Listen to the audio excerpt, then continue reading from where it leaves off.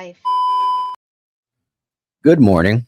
Good morning. It's Monday, November 24th. The Anti-Hero broadcast is the news entertainment broadcast for veterans, first responders, and all blue-collar Americans. This show is brought to you by Human Performance. Go to hp-trt.com. Use promo code HERO. Save 20% off every single month of your testosterone. You got GLP-2s. You need peptides. They got it.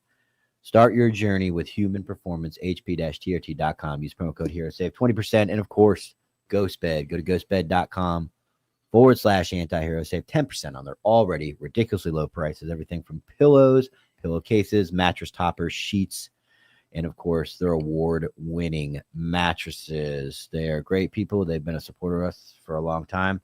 Go to ghostbed.com/antihero. Save 10% off any bedding you need. And Elevated Silence. Go to elevatedsilence.com. Use promo code antihero15. Save 15% off your cans. Everything from 22s to 50 cals. You need a can for your weapon. They've got it. Jim is the man. Small business touch, business logistics. Go to elevatedsilence.com. Use promo code antihero15. Save 15% off your can. Somber beginning of today's episode. Yeah. On Friday, one of my coworkers for 20 plus years, Terri Sweeting-Mashkow, was killed in the line of duty. Shot in the line of duty. It's a different feeling, obviously, when you know somebody. I've obviously been a cop for a very long time, and names pop up, and you see neighboring agencies lose somebody, and you feel terrible. But Terri and I spent 2005 into 2006, about 18 months as zone partners, working in the same neighborhood. And you sit next to people more than you sit next to your family. Yeah. You spend time with them, you get to know them, you get to know their life. And, throughout our careers, we bounced back and forth. And I was at her wedding when she was at my 30th birthday party, like big events. And I ended up supervising her later on in my career around 2021 when I got promoted. She was one of my subordinates, still close. It goes to show you that there's no such thing as a routine call. There's no such thing as just a regular call. Everything, it was an eviction. Everybody's like, oh, it's just an eviction. It's just an eviction. It's labeled civil, which makes civil it sound less. Yeah, and it's labeled. And I got the pic. I think I sent you the picture. Yeah, I got it. Yeah, you should have it too. Pull it up real quick. She's survived by her. She has a beautiful daughter, Haley. Her mother, Kathy, is a school crossing guard for us. That's not it. That's the woman burned in Chicago. It was the one came from me. There you go, right there. All right, this is and you're in close with me if you have a nickname. So we had a clique of people at the sheriff's office where we had nicknames, and we called her Tammy because Paul Newborn, my late friend back here that had passed away this year as well, Tammy and Leon, I call him. Paul and Terry were very close as well. So we lost two people this year at the sheriff's office that were very close to me. But she had a nickname, so that shows that she was within my circle of people that I really trusted and cared about. And we talked a lot. And what I was getting at is it's just a different feeling when that ODMP, Officer Memorial Down page, pops up on your phone, and you look at it, and you get them all the time. There's usually over 100 officers killed a year, and you click on it, and you can go, I can name 1,000 calls, 1,000 days I spent with her on calls at places, jokes, laughs.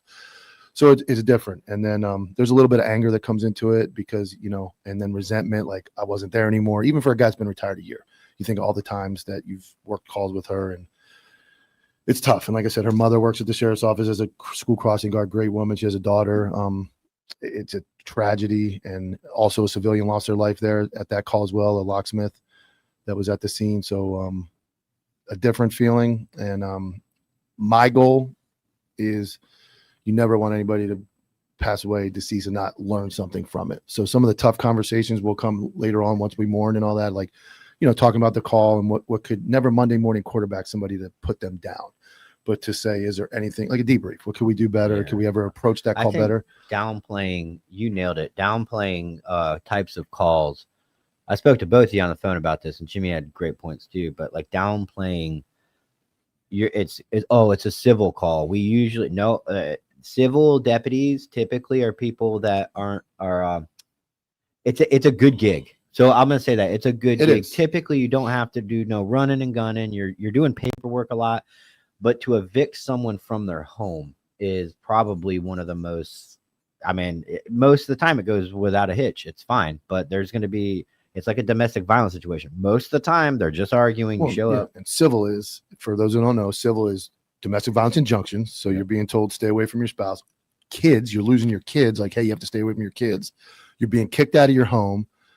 Like those are crime of passion type behavior where you can snap. And in this case, I'm not going to go into details of this. There was a lot of things that went on with this one, but this was an eviction of a middle-aged male in a very, very rich neighborhood where you would, if you were going to pick a place where the shooting would occur in our county, that would be about 1/1,000,000th on your list of locations where that would happen. So kind of a perfect storm of location and call type and everything else. But it was it's been, the funeral, I believe, is December 2nd. For anybody that tunes into my I'll keep everybody updated, but it's about, and the other thing I can say is what I try to do, it's about her and her family. I reflected on her family. The only thing I don't sometimes like is like other people making these posts and it's like about how they're feeling. Well, we know you're sad because I feel sad, but save that for later on. Like, let her and her name and her picture and her family, let them be in the forefront and put your feelings aside for a minute and just focus on her. It's the old joke we always just say, don't forget about me. Like it's a very hard line to walk, because you are, like, we posted, there's nothing wrong with RIP Hero until Vala. I'm not trying to like judge anybody, I get it, but like making it about yourself. I can't stand it. And I'm very disappointed in a lot of the posts and a lot of things. I made a very brief post. I posted exactly that. I'm for her and her family. I posted a picture of Paul and Terri together. They were very good friends, very close, and we attended Paul's funeral earlier this year. And that's it. And I'm not gonna. I kind of feel like when you get online and overdo it, it's like you're doing it for yourself. You're not doing it for that person. You can only say, we all know everybody's sad. This is a terrible, traumatic incident, but it's like, don't make it about yourself. This is a job, and also a job where we expected this. We know that people are going to get killed, and you don't want it. You don't ever hope for it, but and it's unfortunate. And that she was a very, very good person. Well, when Tyler, I had to call Tyler earlier that day anyway, and I felt like such a dick because I was texting you stupid questions, and then doesn't matter. Tyler was like, hey dude, maybe give Mike some space, this is what's going on. And so he and I were talking about it, and my first thought was, everybody on the night shift still has to go out. Nobody gets to stop. Nobody gets to breathe. Hey, you're not calling off work. You got to go out there and keep being freaking brave and do the job, because that's what's expected of you, wearing the badge, wearing the uniform in the community. And it's actually expected more when that stuff goes on, because you are given a status and a gun and a badge, and you are supposed to put your personal life aside. You're supposed to put, like you talked about before, we come to work, we get in an argument with our kids, we've been mother-in-law, mom, this, you're all that stuff, the bills, everything else. And when we come to work, you now are responsible for hundreds of thousands of people to protect them. So you got to kind of put that stuff aside. And in these cases, and I've been very close with several people from other agencies and fundraisers, and they've lost people. We lost a guy in Miami-Dade, and our good friend Frank and supporter know this guy. So it is, how much can we help them? But don't make it about yourself. That's the best thing I can tell you is, I mean, even don't make it about it's not yourself. Just the night shift, it's the whole shift, depending on how big your department is. The day shift where that would have happened, everybody still got to go to call. Now, granted, it's probably going to shut down for most of the day, but there's still high priority calls that come out. They call it when the tone goes off. And it's a burglary or robbery or something. You can't just put those on the back burner, because it sucks. I'll say it. When one of your friends is killed, somebody's got to go take those calls. Most of the calls can be put on hold. We're not going to them. We're not going to a lot of code 2 calls. We're discarding all alarms. We're discarding all civil things. A lot of times domestic violence, I mean, they just say it's going to hold on the board. And I can tell you it's a different feeling when, when Paul passed away. Paul drank a lot. Paul retired, and Paul lived his life, and he did what he wanted to do. In this case, it was so different because she didn't deserve to die, and she didn't it was just a different. I remember Paul passing, and even my dad passed away. It's like I knew my dad's health was bad. He drank, he smoked. This is a completely different feeling for anybody who hasn't experienced it yet. I remember when I got the call that, hey, I think somebody's been shot, and I found out they were, and I knew the situation, and I can tell you it hit me far differently than even a family member, because, you know, my grandparents get old, you expect it. Yeah. She's 47 years old, dude, you know, and it's like, you don't know. And then she went to a call and she was doing her job and she was taken unexpectedly. And it definitely hit me different than any other death in my 49 long years that it hit me completely different. Do you think, like, details about the call are, I'm asking you this in real time, are appropriate, or do you think right now just, you know, no, I'm not going to get into it. I'm going to let them, I'll go into it at some point. I think there's always, and you know, my wife is a big advocate for this. She says, if that happens to me and you don't tell everybody and talk about the call and the situation so that somebody benefits from it, I think there's always a time to do that. She hasn't even been buried yet. So yeah, December 2nd is the funeral. I will definitely talk about this in more detail. I just don't, again, I think that would make that about me. Yeah. Because now I'm talking about even training is waiting. To wait for. Yeah. You wait. Yeah. Yeah. You wait. So I look at it like there's always something to learn. And we see the videos, and unfortunately, like we talked about social media, you know, we see cops getting killed online all the time. Video makes it up pretty quick these days, and people are getting murdered, and we see it. And it's like, you know, the comments, I should have done this. You should have done. I don't want to be that guy. I definitely do want to talk about it at some point, but right now, it's not about me. It's about her family and her. Well, you know, the other thing that I thought about too, and this is something that, you know, I don't know how it works with law enforcement. I know how it works as a soldier. You got to go to your guys and be like, hey, I know you're hurting. I know you're angry. You still have to be professional and do your job. That's huge. That's huge. It is. I don't want to be at this fucking call. What do you want? Why'd you call me? You can't have that. Yeah. And you have to control the over swing of force as well. That's because what I was now you have about, this like now the next eviction call or the next call where somebody starts not showing your hands. You can't go, well, this just happened 2 days ago. I'm going to just, I'm going to pull out my gun, start blasting. Like you have to manage those emotions. And this is what, how do I say this? When you run a well-oiled agency, these are the things that when they happen, you can handle them very, very easily or as best as you can. When everything else is a disaster as it currently is, this just is so much worse. There's manpower issues, there's budget issues, there's all these other problems that they're managing on top of this. Not that other agencies don't have problems, but I think it highlights some of those things where, and the other thing I will say this is, look at this and think, if you're a cop or you know a cop, are they ready for this call? Are they ready to be on a call that seems very benign? Are you walking up to that call going, this could be the one? And I'm not talking about you got your gun out at everybody, but in your head, this is a nice house. Everybody's cool. You don't know that cousin Earl might be upstairs having the worst day of his life. He just got worked on Warhammer and he's having a bad day. Like, you know what I'm saying? Like, you don't know what everybody else is going through. So it's like, you should always be cautious. And that's where that community affairs and the dancing around on TikTok videos, everybody's great, versus like, you know, your hardcore guys with the black across their eyes that are running around with rifles in the middle of that somewhere is a little bit of both. Yeah. You have to be vigilant though of what is going on. Like you said, a civil call seems so benign, but you're telling somebody you got nowhere to live today. Yeah. Like today at 4:00, and it's been building. They know it's coming. Yeah. They're not just like caught by surprise, like, what, you're kicking me out? Like they determined this is my Alamo. They know well ahead of time. They've gotten a 3-day notice, they've gotten a 7-day note, they've gotten the notices, and now you come there that day and go, you're on the street, you have 3 hours to move all your stuff outside, and you're done. Or even worse is like, hey, you're not allowed to see your kids. Like there's an injunction, you're not allowed to see your kids.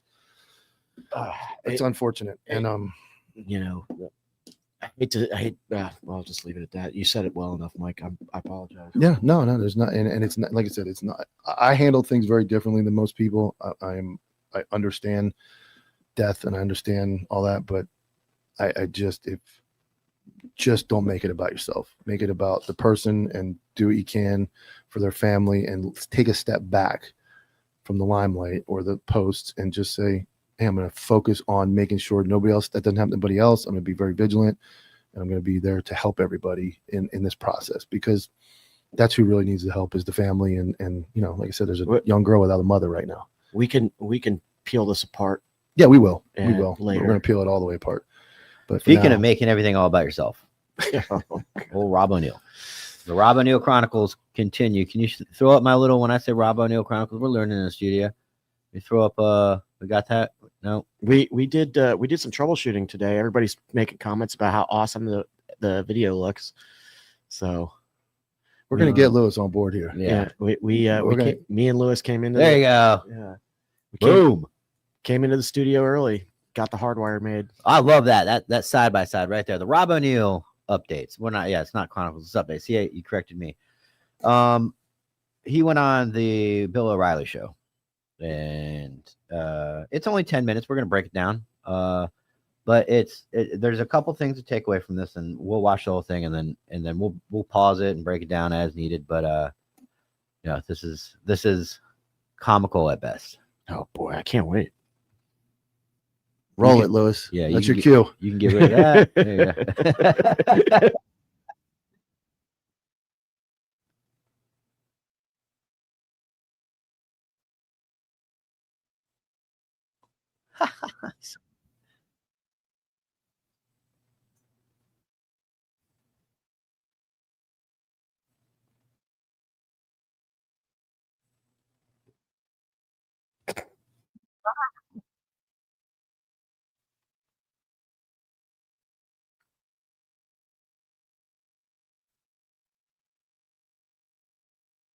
Shameless plug. Pause it. It's funny because obviously Bill O'Reilly is going to back Rob O'Neill because he is heavily invested in Rob O'Neill. Like, In the story. dude, you can't go, oh shit. Like, all of my books that were sold are possibly a lie. Nobody in the right mind is going to do that. Best case scenario, you just go, Rob, never call me again. I hope it works out for you. Video But quality is great. No sound, Lewis. Yeah, no I'll sound. fix it. Okay, no sound in the video? that's correct. Oh, man. Hey, I mean, we'll keep going. I mean, I'll paraphrase it. No, well, we'll replay it. It was only a minute. What happened? Credited with I'm not killing sure. Osama bin Laden in the raid on bin Laden's compound, May 2nd, 2011, Pakistan.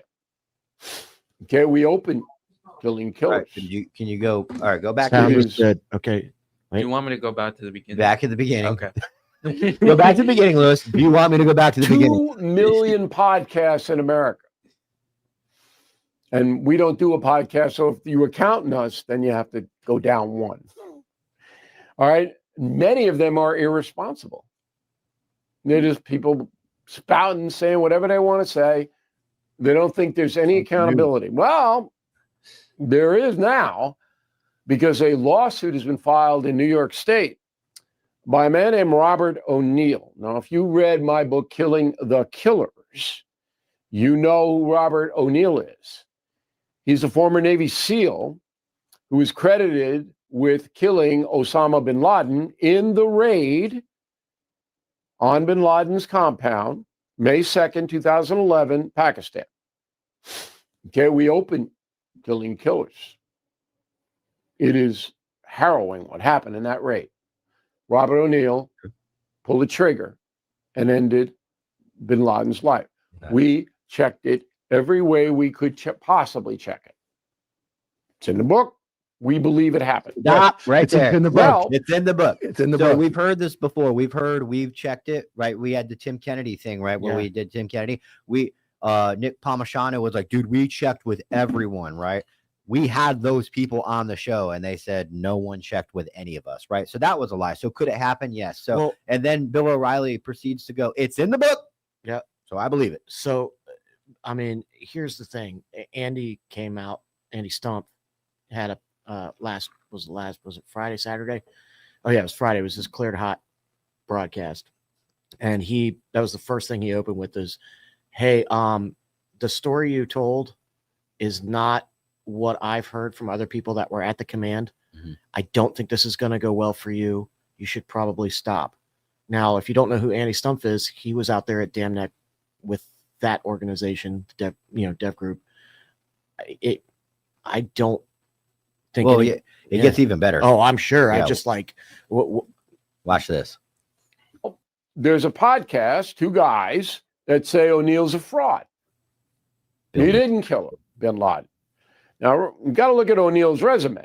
2 Silver Stars, 4 bronze medals, Joint Service Commendation Medal, O.J. Simpson 3 had a Presidential president, too. Unit Citations, 2 Navy and Marine Corps Commendation Medals. I mean, the guy was in the Navy 16 years.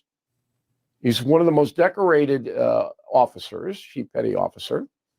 And now these two are saying, no, he's a fraud. So joining us now from New York City is...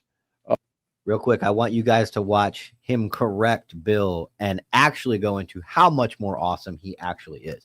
Rob actually talks so much, we'll see. Bill has to shut him up. Bill has to shut him up. Go ahead. Senior Chief Petty Officer Robert O'Neill retired.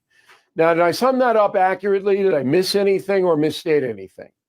No, thank you for that, Mr. O'Reilly. It's good to be back with you. The only little thing is all 4 Bronze Stars have valor. One of the Navy Marine Corps commendations has valor. The Joint Service commendation has valor. And Silver Stars do not come with valor. It's just assumed gallantry against the enemy. No, that was good. And it's the case, too. It's just like you said with millions of podcasts, people can say whatever they want, and then there's really no accountability. And these guys have been coming after me for a solid 2 years now, and I've listened to it a bunch of times. I don't like hearing it. And I've heard stuff because this is a very high-profile mission. I was actually involved with the most high-profile missions to include rescuing the lone survivor, Marcus Luttrell. I was the lead jumper to rescue Richard Phillips from Somali pirates, and I was the guy that ended up shooting Osama bin Laden. And I've heard stuff, and I do from other veterans towards other veterans. I'm tired of the vet-on-vet hate. But when my college-age daughter started calling me, having trouble sleeping at night and going to bed crying because their father's a fraud, everything he did was a lie, it starts to get to me. And these are the same girls that one of my daughters was 3 when I left to go after Osama bin Laden. I wasn't allowed to tell her or my family where I was going. I was pretty sure I wasn't coming back. I was saying goodbye to her for the last time. And she ran upstairs, got a Hello Kitty carry-on, put Mr. Elephant and a pillow in it, and said, take me on vacation when you get back. That's enough to live with, right? Pause it. That was a more detailed account than anything else he talked about ever. Remembered all that. Go ahead. Jesus. There we did come back and we lived.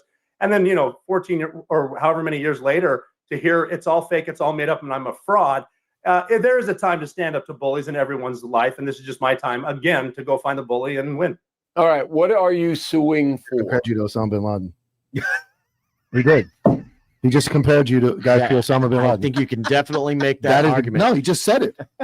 I mean, allegedly, Again, he just said that again. He said, I'm going to go after the biggest bully. So Brent Tucker, Tyler Hoover, and Osama bin Laden are right there all on the same playing field. Jimmy. And Oh, somehow Jimmy. I'm not. All of these motherfuckers. See, you put me in the lawsuit, Rob, but you can't even mention my name. Come on, bro. Watch how he does me dirty. Watch how Bill. Good. Well, I'm suing them for defamation because they've been defamation, they're defaming your character, calling you a liar, and you're suing them. Why do you think these guys are doing it? There are 2 of them, right? Brent Tucker and Tyler Hoover.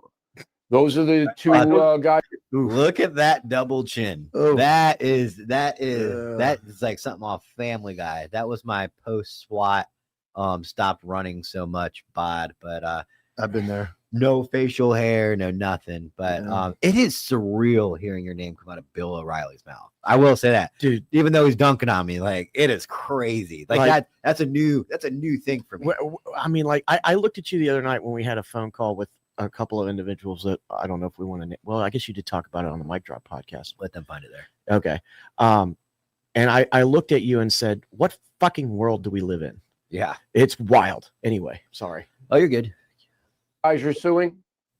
Those are the 2 main guys. Brent Tucker in particular. He's a former operator at a Tier 1 unit for the Army, which is a stellar unit. I mean, it's almost surprising, too, that the unit is letting him be the face of the unit, but that's what they're doing.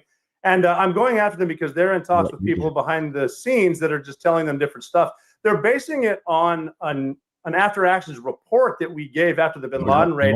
And there was a guy who was actually just on Sean Ryan's show last week. He was on the raid, too.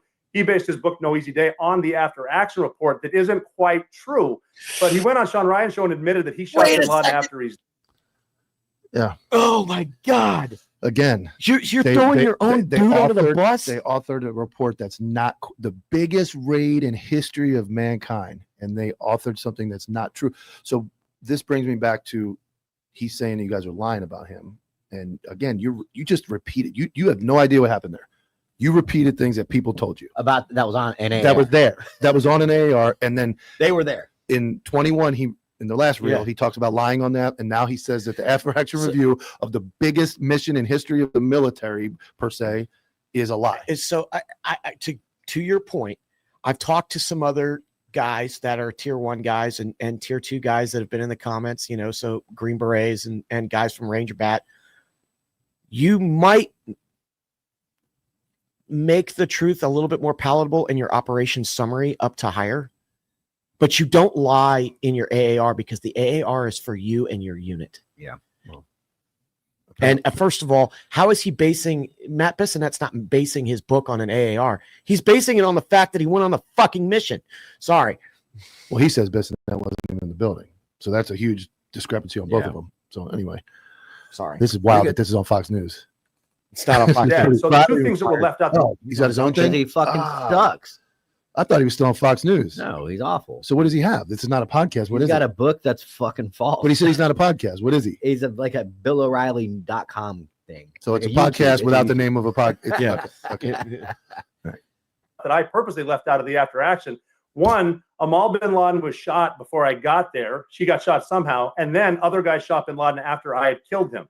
I left them out of that on purpose because a lot of stuff doesn't need to go in there. All right, but that'll all be adjudicated in the court. It's just good, dude. Shut up, Rob. We got to get back on track. Like I love that part. All right, go. Court of law. What I'm trying to get at here is, why do these guys want to do this to you? There's enough evidence that says what you No, there's not. did happened. You got guys in your unit. You got the commander, because we checked all that out before we put it in Killing the Killers. Okay. So why would these guys want to go up against that? Is there a reason? Well, I mean, there's got to be a reason. It's got to be peppered with jealousy, and some of it could be So post-traumatic you stress, don't which- know these guys? You never talked to them? Never met No, them? I've never met him. I was at my mom's house in Butte, Montana, and it came across one of my feeds where this guy, Brent Tucker, was saying, I know for a fact that Rob O'Neill did not kill bin Laden. And I even responded to him, which was a mistake because it gave him credit, or it gave him some eyes on. And I just said, I think my first response was, dude, I don't even know you. He responded. Right. Now And just to go without question, I know exactly what happened. American homeowners, the FBI. We're. I don't know if you can skip without. This is a commercial. If you can skip it without going fucking haywire, do it. If not, just play it. Look at that. Oh, go back. All right, there it is. Perfect. The courtroom and the lawyer. Oh, you were saying something? Go ahead, Lewis. Oh, okay. All right. Lawyer fees and all that. You got No, a guy go back, working go back, pro go back. bono on. Get this into the courtroom. Go back. This is New York State. It's going to take you years to get this into the courtroom and the lawyer fees and all that. You got a guy working pro bono on your behalf. You paying him, the lawyer. Yeah, I've hired a firm to help me out. David Schwartz is helping me out, and we've gone through a lot of research. I've gotten, I even got you probably talked to Admiral Bill McCraven, who was overall in charge. We talked to Barack Obama. I've got a letter that he wrote from him, and I had to tell him as well, I don't want to do this. I would appreciate a letter. And he obviously said, well, of course I'll help you. And I said, what do I owe you? And he said, you already did it. And that's something about the nobility. No, you're going to win. It's just going to take forever, and then this is New York State. Okay, they designed the whole civil legal system to enrich the attorneys, to keep it going for years and years and years. That's what they do.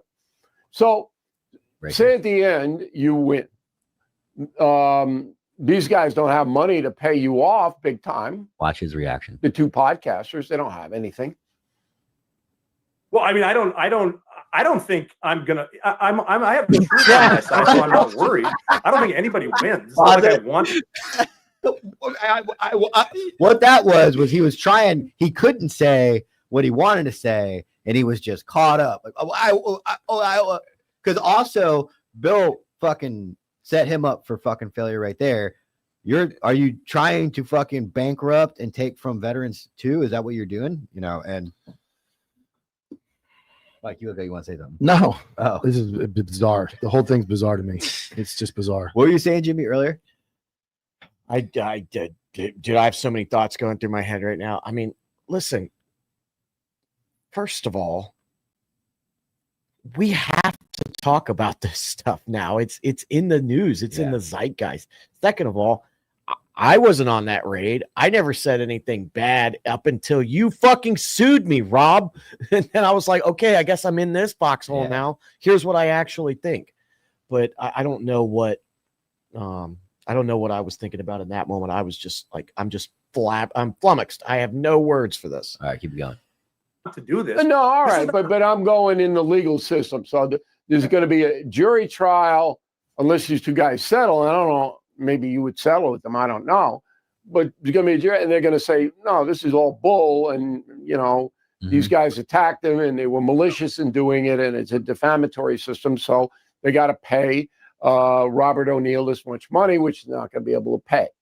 So and correct me if I'm wrong, this just looks like you want a righteous action against what you believe is very wrong. That's what it looks like to me.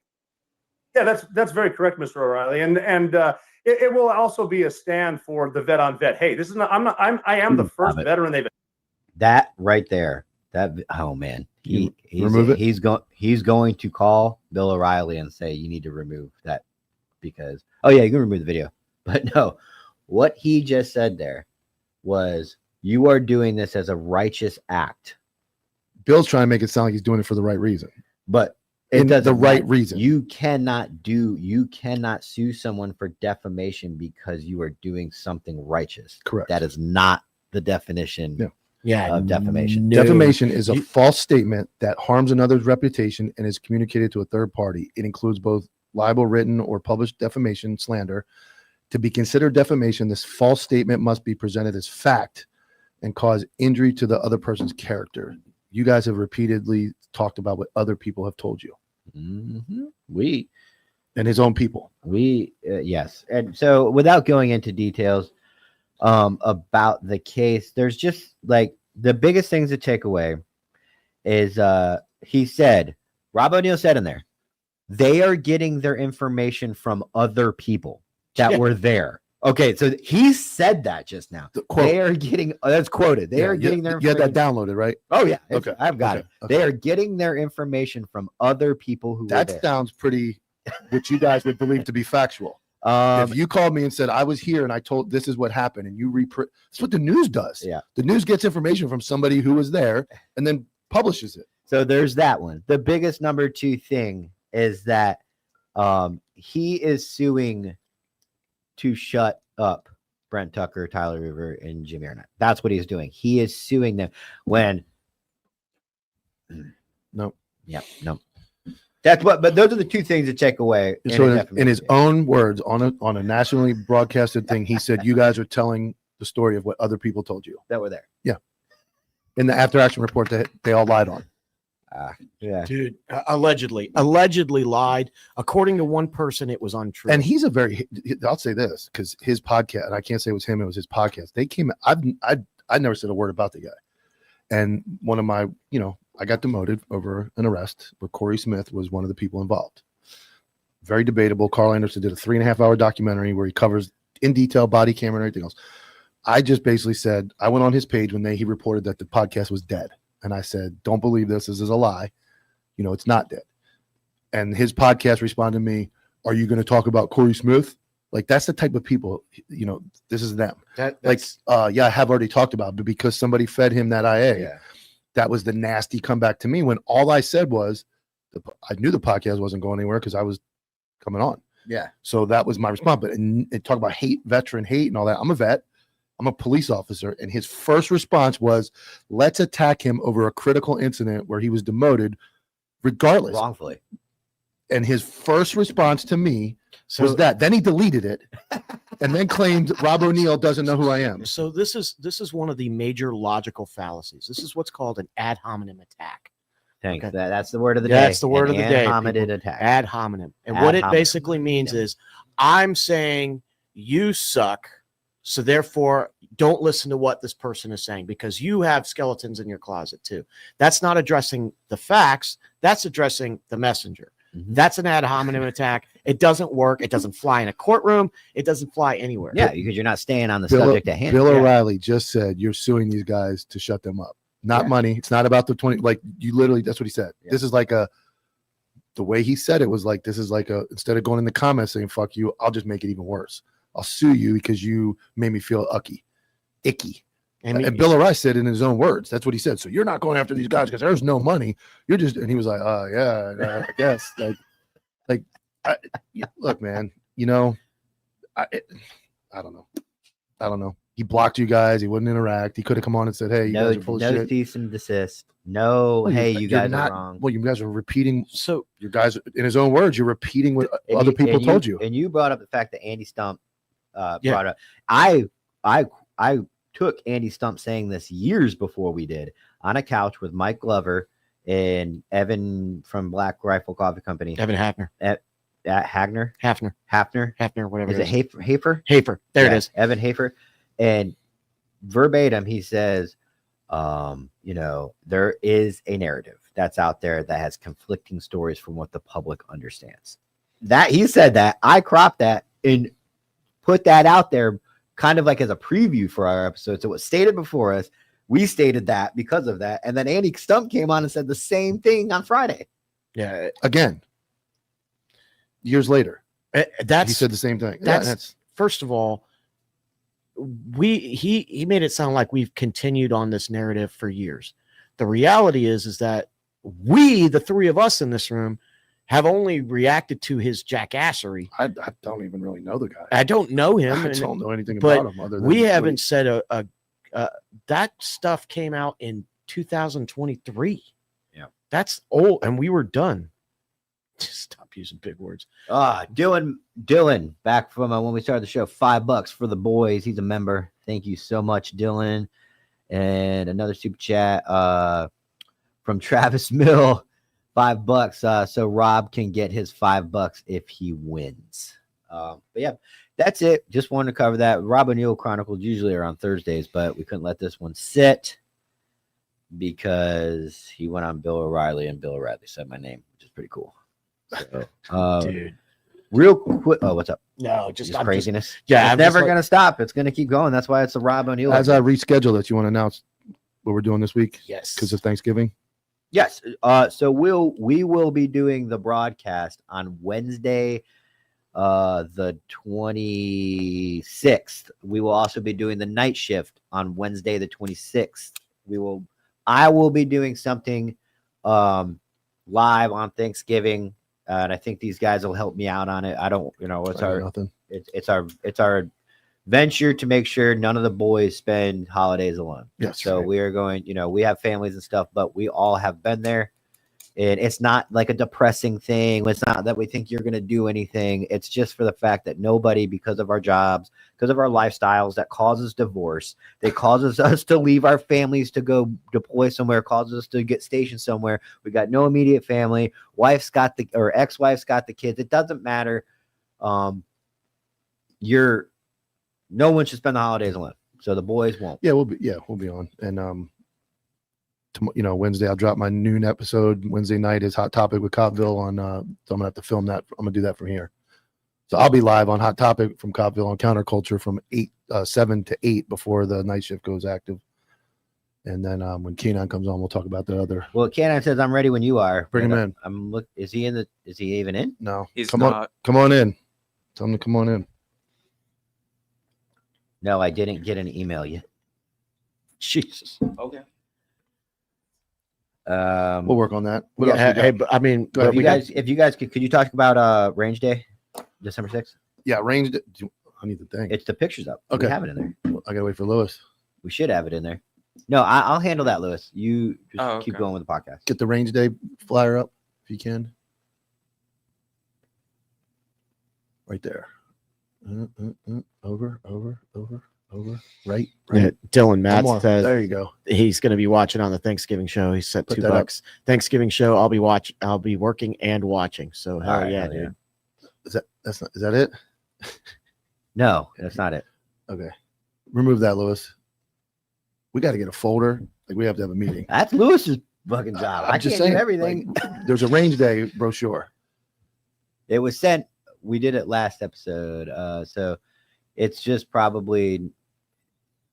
Don't worry about it. I'm gonna outshoot you on December.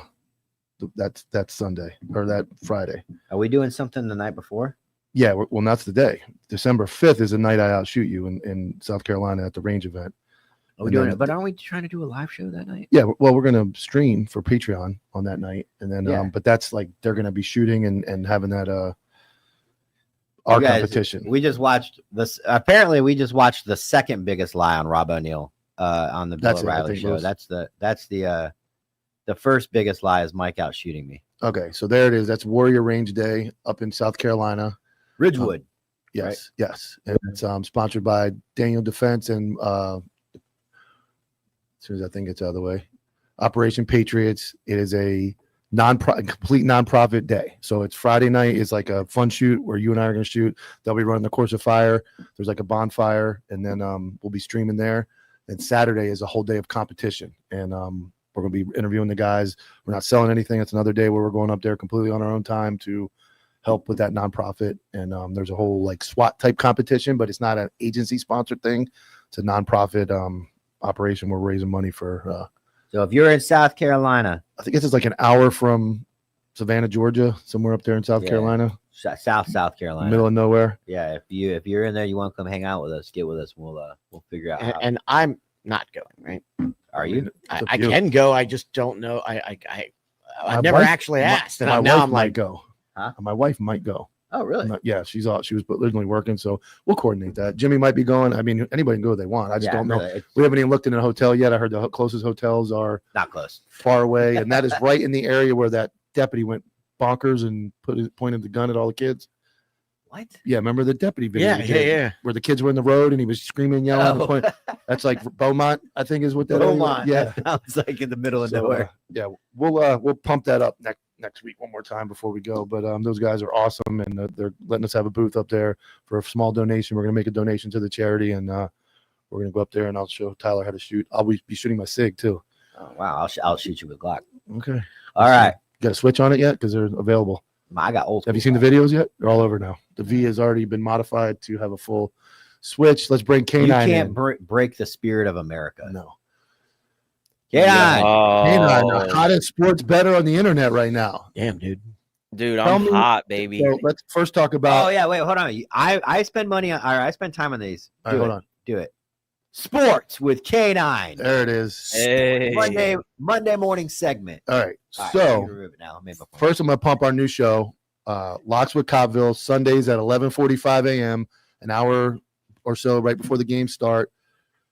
I will concede that K9 hit about 3 or 4 monster locks that morning, and I'd have you have bet with him, you would be a lot richer on Monday morning and be a lot poorer if you bet with me. So start out with how your weekend betting went. The weekend betting went great. I did the podcast with you. It was kind of on the fly. Didn't really get ready for it or anything like that. Most of it was on the fly. Kind of just freestyled it, man, and went with what I thought. And I was in. I nailed it. I think just about everything I said hit. The Sanders, the shooter Sanders, Shedeur Sanders was absolutely epic. You called that game to the T. He was going to ball out. They were going to win. I picked the Browns, I think. I'm sorry, I picked the other team. And you picked the Raiders, yep. Yeah, you absolutely. And I was busy watching the Giants blow another 10-point lead, but the first highlight I saw of the game was like Sanders rolling out and throwing a bomb down the field for a touchdown, and I was like, he called it. So yeah, you definitely. It was my lock of the week. I mean, the question I asked you was, "Is Shedeur Sanders a mattress?" And you told me no, and I told said, you no. yeah. He was. He said he was going to lay it down. No, because I'm sick of people sleeping on him, man. This guy, the son of primetime, he came out of college. I had him as the number 1 quarterback coming out of college. I still think Dart is the number 1, but I mean, as of right now, Dart is number 1, and I had Dart up there. But when it came down to it, coming out of the draft, I had Sanders and Dart up there as my top 2. I didn't have Cam Ward up there, even as a Miami Hurricanes fan. We went and the Eagles blew it. We saw the Eagles blow it. That Oh was man, a surprising win. 21-point lead. Oh, that was Jimmy's terrible. Jimmy's team got manhandled. Dude, well, Jimmy's a I've been Bucs waiting. fan. I've been waiting for you to come on, K9, because can we talk about Todd Bowles, the defensive mastermind yet, please? Listen, I'm a big Todd Bowles guy. I love Todd Bowles. I would probably fight anybody for the guy. If you pointed at him and said fight them, I'd probably do it. Yeah. I love Todd Bowles. He's my dude. He's my guy. But after a game like last night, things are starting to get a little shaky. That lead they have on the NFC South is starting to dwindle. Yep. The Carolina Panthers are coming for that. If the Tampa Bay Bucks do not win the division this year, I think that might be a good enough reason to let him go, honestly, as much as it hurts to say it. I look, I like Todd Bowles as much as anybody, okay? But I do not need a Mike Tomlin, okay, where we go 10-6 or 10-7 for 20 years. And we make it to the playoffs, we exit in the wild card. Like I'm not here for that. We're built to win. Let's go. And if you can't do that, I mean, it's almost like he becomes OBE by the midseason. He's just overcome by events, and then they go on a run at the very end, and they somehow squeak it out. And I'm tired of watching it. I miss Bruce. Yeah, I don't blame you. I mean, he's not Bruce. Bruce was an offensive mastermind, and he had Tom Brady with him too. So, I mean, it's going to be hard to top that. But I mean, the Bucks have had a lot of injuries this year. They played the best team to me in the NFL last night. Maybe this could be some motivation for them. Baker looks banged up. He is banged up. Yeah, They he's pulled him out, right? Yeah, they pulled him out. Yeah, they pulled him up. Brian I mean, Lebrun. pulled him out, but he looked banged up before that even happened. I mean, he was questionable all week to play anyway. So He's banged up because he's trying to carry the freaking team. yeah, I like the guy. I like his story. I like his do. Oh, story to that's come back around and all that. So tell us where we can find you tonight. Well, You got I have your own- one more question. I wanted him to talk about the University of Alabama stabbing. Oh, yeah. What in the hell? UAB. That was Yeah. University of Alabama, Birmingham. Yeah. Yes, we're not talking about Alabama Crimson Tide here. We're talking about the stepbrother over here. We're talking about UAB, University of Alabama, Birmingham. Now, this college is known for being kind of a school that takes guys that get in trouble in D1 schools. I actually have a friend from Vero that went to UAB after he transferred from Indiana. So it's a school that's known for getting guys that are somewhat already troublemakers. Not that all of them are troublemakers, but a lot of guys go there. Yeah, legend. And, guys that weren't scouted. And so it's a lower level school, obviously, when it comes to those rankings. Trent Dilfer was actually the coach of UAB, and now he ended up getting fired. So I think it's Alex Mortensen, son of the ESPN legend Chris Mortensen, legendary anchor from ESPN. So he's a coach. But this Saturday, a young man named Daniel Mincy, an offensive lineman who transferred there in May, is now in custody. He ended up stabbing two of his teammates before the game on Saturday, a couple hours before the game against USF. This team still played the game, and they're Show's gotta go on, baby. They're saying the reason is because it was senior night. It was the last home game of the year. Although a lot of players did not play in this game, a lot of the guys sat out. They just weren't feeling it after, obviously, what happened.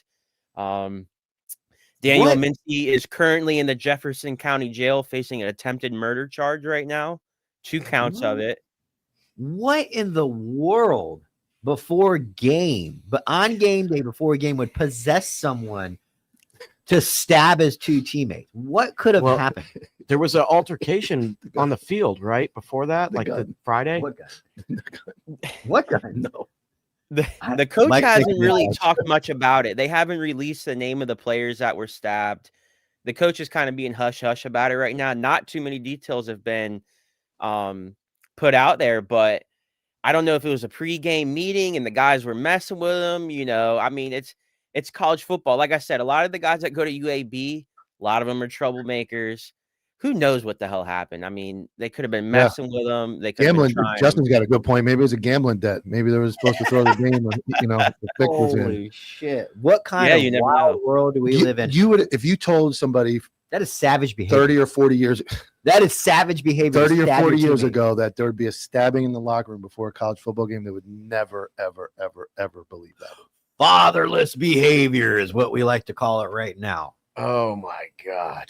I'm just thinking if Trent Dilfer was there, because I'm sure you guys have heard of Trent Dilfer. He won a Super Bowl. I'm a with, Buccaneers fan. Of course, I know Trent Dilfer. yeah, I mean, he's no longer the coach, but could you imagine if Trent Dilfer was there? Oh my gosh, he would have went nuts.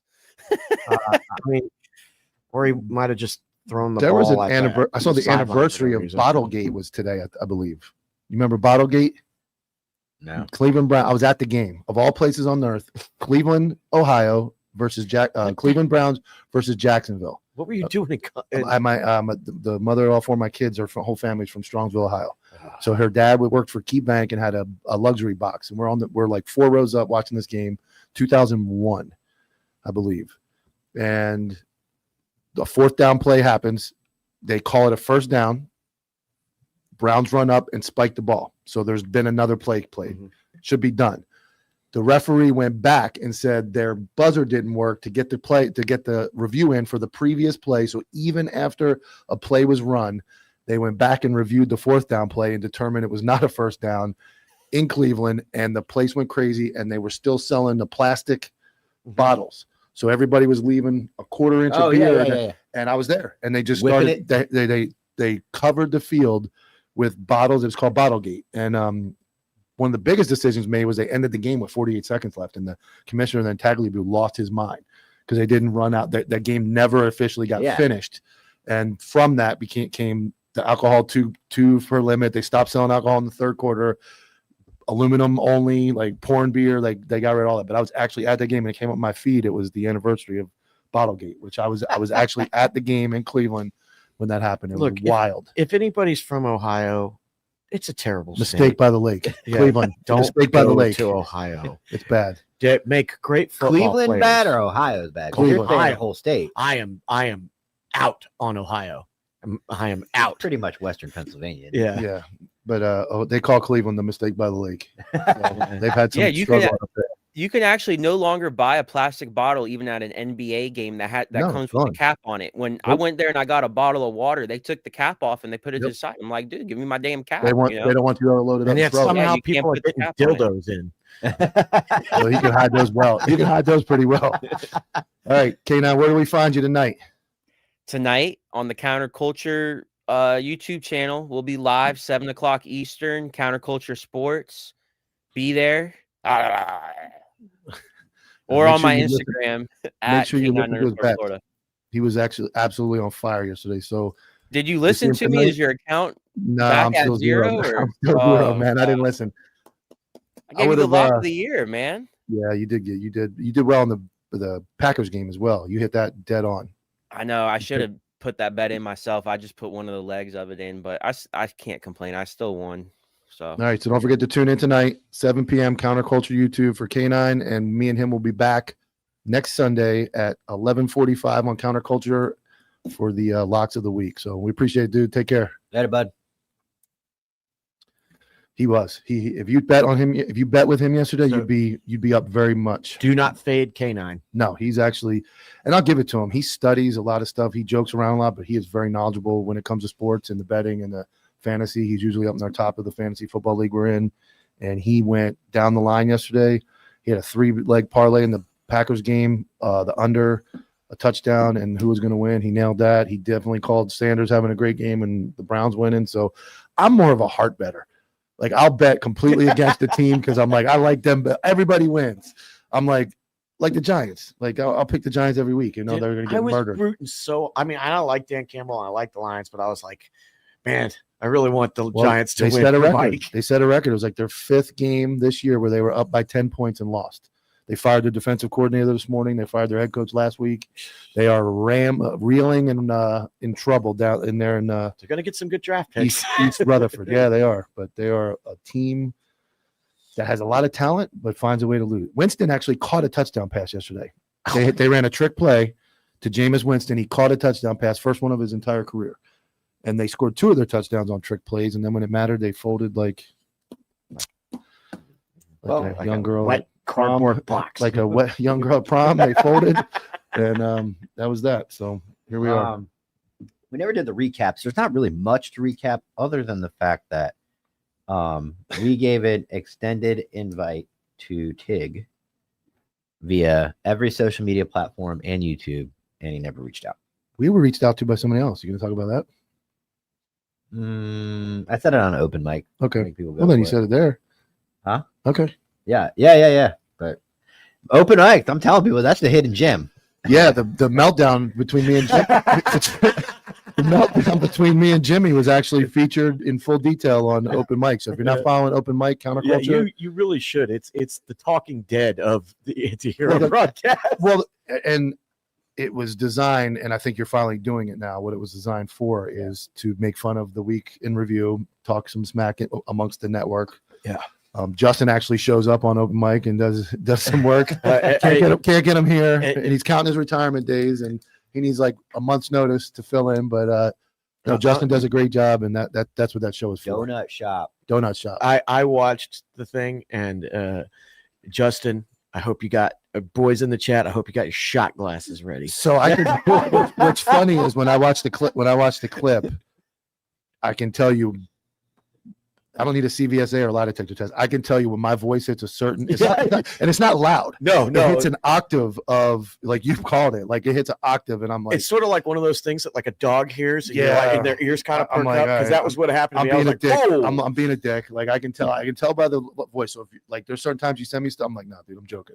Yeah. I can honestly say that was my octave. And don't worry, we hugged it out, we talked it out, we got it done. Yeah. And I mean, if you watch the next one, it That's was like, going to happen. Yeah. You The cannot bottom have line a functioning platoon about. And the bottom line is it's all for the same mission. Everybody's trying to contribute. Everybody's trying to get their time in to talk and contribute. And it's not like somebody sitting around not doing anything. It's Right. everybody trying to help out. And it was just it is what it is. you got It was a good clip. I'll give you that. you got three dudes in the room. You guys will be able one day somebody will get it on camera.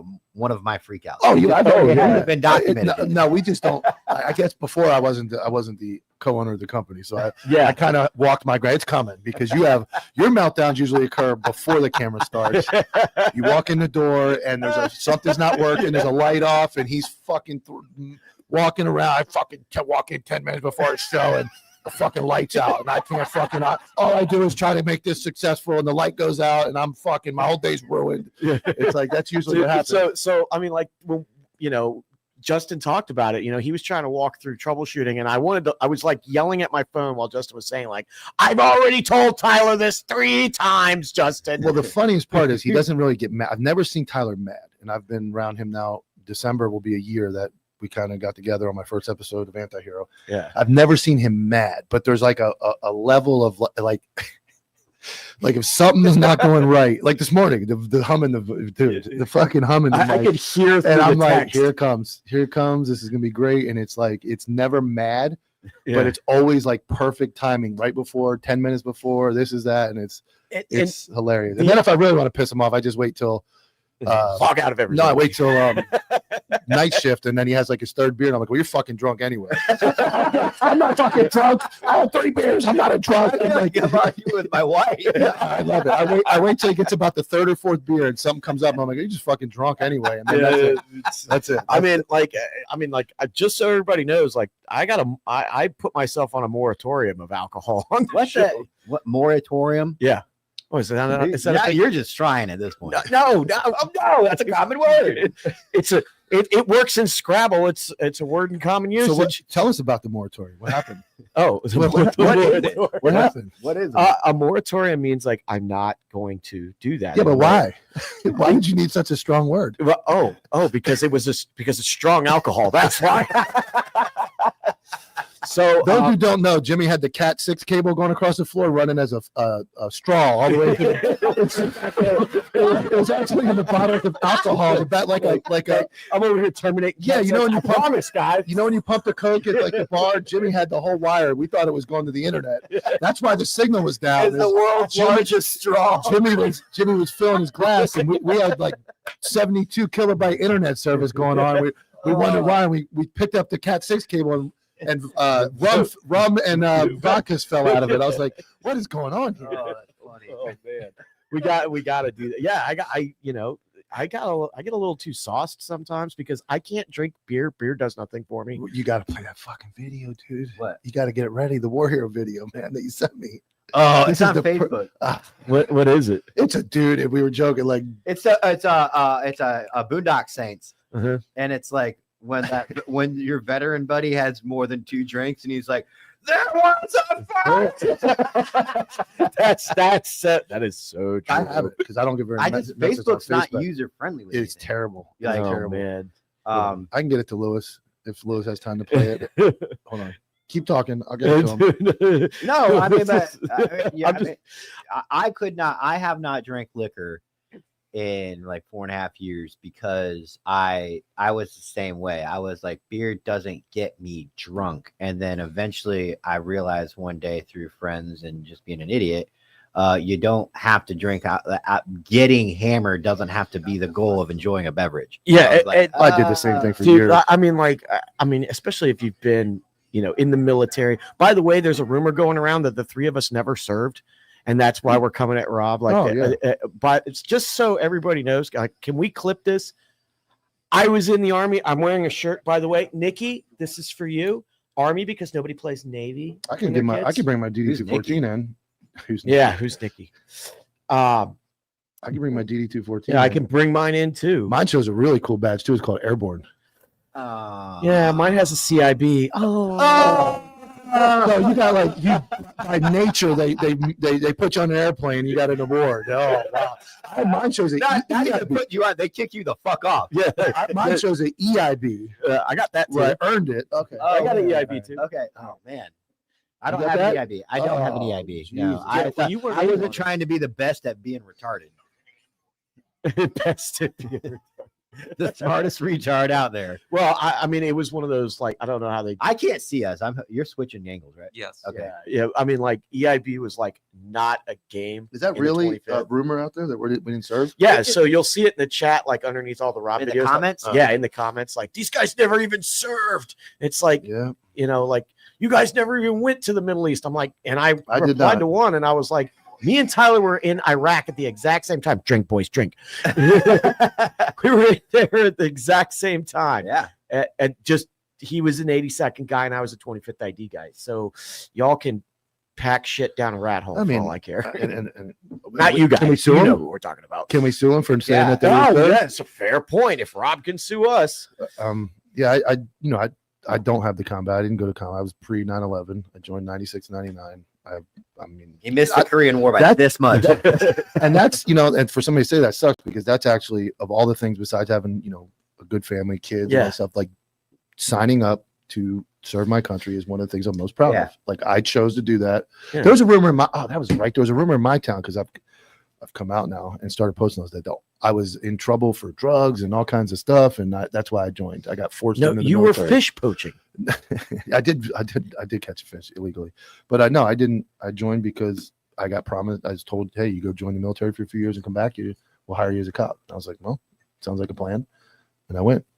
Dude, I mean, the amount of silliness that happens. Hey, you know what? Somebody's got to provide content for the bottom feeders on YouTube. And that's all I'm going to say about it. That's all. I'm glad that you get your Google AdSense check for things that I say on the internet. Yeah, because there's entire pages and pages that have no original content. Nothing.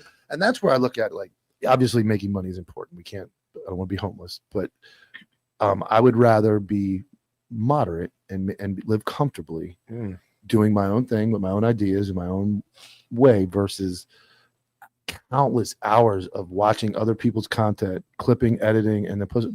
If you enjoy that money, enjoy it, dude. Oh, sorry. What'd you say? That's I was about to say those words. I was about to say that's when you're supposed to push the mic away. Not when we're in the middle of a conversation. You're Oh, like, yeah. "Hey, this is Jimmy's meltdown. Yeah. Jimmy's meltdown. Here we go.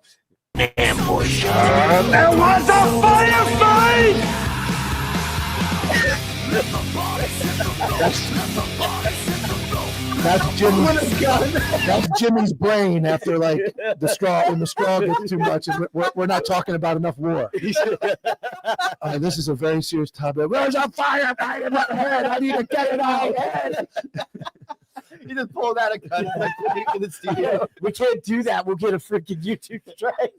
But much to what you were saying, Mike, is that it's just like I want to create music, right? Do I want to be a cover band and get paid a lot of money, or do I? And some people are like, no, I want to write original music. I don't care about the money. I care about making content. I care about creating something. And other people are like, I'm just not creative or original, but I can make money off of someone else's thing. Totally legitimate. Yep. Not saying they're stealing. Nope. They're a cover band, or they're a YouTuber that doesn't really know or have any life experience, or they rely on people like us. They really do. Yeah. And it's harder, obviously, way harder to be original, and it's way harder to put yourself out here twice a week and say and talk and have new information. And it's difficult, and I guess it's much easier. I mean, we're stupid, but it's much easier to, like you said, be a cover band and not write your own music. Because you write 100 songs, if you're lucky, if one goes anywhere, or you can be a cover band and cover all 10, and everybody's gonna play that, and you're gonna like the Keys. And you'll make money. The Keys is very famous for that. Like most of the guys in the Keys they play music in those dive bars down there. It's like awesome. Bunch of Jimmy Buffett. They make a lot of money too. Those guys. I got friendly with one dude. I used to go every year. Not like that in the Keys. I didn't get that friendly with them. I said it wrong. Down in Key West. Key West. If you go to Key West, that entire Duval Street is nothing but dive bars with dudes that have moved there and make so much money doing drunk people throwing money in a jar. Yeah, they're amazing. Yeah. But they loop the song beforehand, then they got the background, and it's a one-man band, and they do amazing work, but it's all cover artist work. And they've made peace with the fact that they'll never be making good original music. Or they'll never be famous. They're just going to be famous down in Q, and that's amazing hustle. But like you said, it's just. I mean, and for the record, my little brother, who's about to be a cop, is named Kyle. I thought you hated cops. Oh. Your little brother's gonna be a cop? Yeah, you didn't know that? I think I did actually. Now that you said I did not. Yeah, he's gonna be a cop in Oklahoma. He goes to the police academy next year. Awesome. Oh, tell him he's making the dumbest decision of his fucking life. I want to bring him in here just as like an intervention. All right, here's some jaded cops. Sabotage his career. He sits down here. He's good. You sit between us two, you're finished. Agency's gonna hate you. I have 4 sisters and 3 brothers, by the way. God, dog, man. Real quick, the merch is up. We're not going to go through the whole thing, but if you go to the antihero-broadcast.com and go to the merch tab store, we can go to the whole thing. Shop. I don't know if you guys know this about Lewis. He does whatever he does whatever the fuck Lewis he does wants, which I respect, Lewis. I do respect that. Yeah, I'm the same way. It's called ODD. You have opposition defiant disorder, and I do too. So go to the tab and hit the shop on the page there. If there you go. There's my brilliant work. God, that looks awesome, Mike. I didn't design the website. I just designed the designs. Dude, so can we make the website a we little have shirts. We have bigger on the screen. Yeah, you can swap it.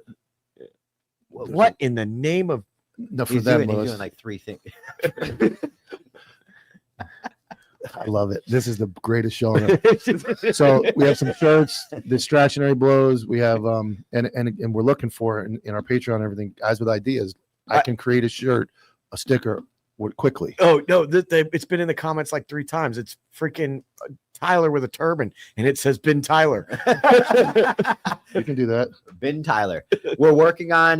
You can. If you guys are willing to walk around with Tyler on your fucking shirt, then we'll put Bin Laden with sunglasses. You're braver than me, because I get a lot of ideas, and I'm like, nobody's gonna wear a shirt with 11 cuss words on it. Like, well, we have a tinfoil hat coming out. We have allegedly coming out. We have a couple designs. Natalie's working on all of them. Yeah, you can bring it down, Lewis. If you want, or you can leave it up. That night shirt shift is still my favorite, though. I like that Forever Anti-Hero one, and I like hoodies, so I'm a hoodie person.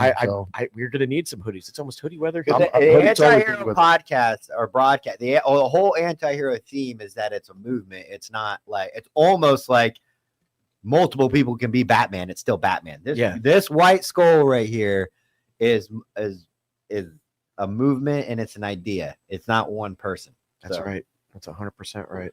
That being, it's a community now. It is a Look at community. these motherfuckers on here. No Yeah, one, you guys no need to one's even get- talking to us. They're talking to each other, which Yeah. is fine. The guys need to, if you're not in the Patreon, you should be, because the Patreon is really a community. And Oh, we were on live on Yeah. Patreon for like 45 minutes the other day. yeah, Mike didn't answer the phone. I called you. yeah. Did you end up doing it? I did it for 45 minutes. It was awesome, dude. I got to know these guys. Like, I have a complex where I'm like, who the fuck wants to hear me talk by myself for 45 minutes? I'm no one special, but what it does is it opens the door so they can all talk to each other, because without a live video stream with us, Yeah. they can't engage either. They can engage in the general chat for sure, but it's not the same. I think what we're going to have to do is we're going to have to make a Discord. Can I cook?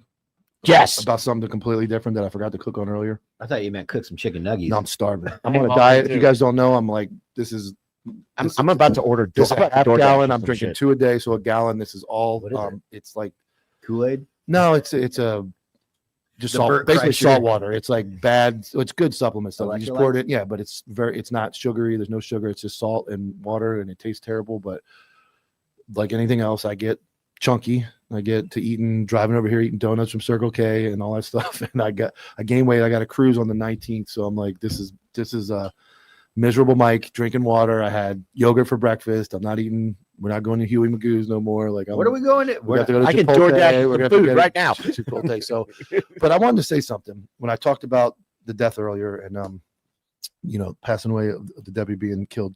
There's a guy named Dennis Michael Lynch. Dennis Michael Lynch is a political activist, political guy. He's actually on the ticket to run for the Republican nomination for president back in 2016. He has a podcast and a platform. He's got a huge following on Facebook. And I wasn't going to say anything, and somebody just reminded me, so I'm going to. He's made 2 posts now. Our agency's in a budget crisis. The first post he made was when Charlie Kirk died, and he used Charlie Kirk's death to push the narrative that the sheriff is underfunded and we need more money, and he brought Charlie Kirk's death into it. I think that's a piece of shit move. He did it again with the dead deputy Already? man. Man. Already. I posted on my story on Copville, and I said, this dude is, and I hope he watches. We can go to war too. This guy's got a huge following, but you don't use another human being's death to push any agenda. There is a budget issue. She was not killed because of a budget issue. There's specific factors that go into that call. There's incident. There's always going to be something. It wasn't due to underfunding. And I actually know more that I'm going to cover because it pisses me off about that call, but it was not a budget issue. But this is twice now that this guy has used a death of a person to push the sheriff's agenda and budget. And that is a chicken shit, cowardly piece of shit move by you, Dennis Michael Lynch, to use another human being's death to post on your social media and push for a budget. She's not even in the ground. Not yet. even in the ground. And yes, do cops need more money? Yes. Sometimes it's the budgeting of the sheriff as well that causes those problems. And I'm not going to go down that political aisle, but leave fucking dead cops out of your mouth for people that knew her and sat next to her and listened to her family struggles throughout the years. And we talked door to door. Do not use her name to push a political agenda. That's fucking cowardly. And it sucks that you would do that. That's all I got to say. Let's go to a commercial break. Guys, go support Jason from Vengeance, small business, but awesome. And he worldwide distribution. Roll that footage. Over a century ago in 1910, the Flexner Report, funded by John D. Rockefeller and the Carnegie Foundation, re-engineered medical education from a holistic, whole-body approach, which appropriately treated the body as an interconnected system, to a compartmentalized approach under the guise of specialized medicine. They shut down or consolidated medical schools, marginalized naturopathic, homeopathic, and chiropractic medicine, replacing them with symptom management and synthetic drugs. Allopathy is a marketing strategy rooted in fear and manipulated science. This philosophy carried into veterinary medicine, resulting in over-vaccination, unnecessary surgeries, and manufactured food, just like they did for people. They call it care, but it's predatory and based in profitability. The truth? Toxicity, compromised immunity, and chronic inflammation. They're not fate. They're engineered. And so is your power to undo them. We built 3 targeted formulas to return the body to homeostasis, for pets and people. to detox, defend, and restore. We are the correction to decades of corruption. We are vengeance.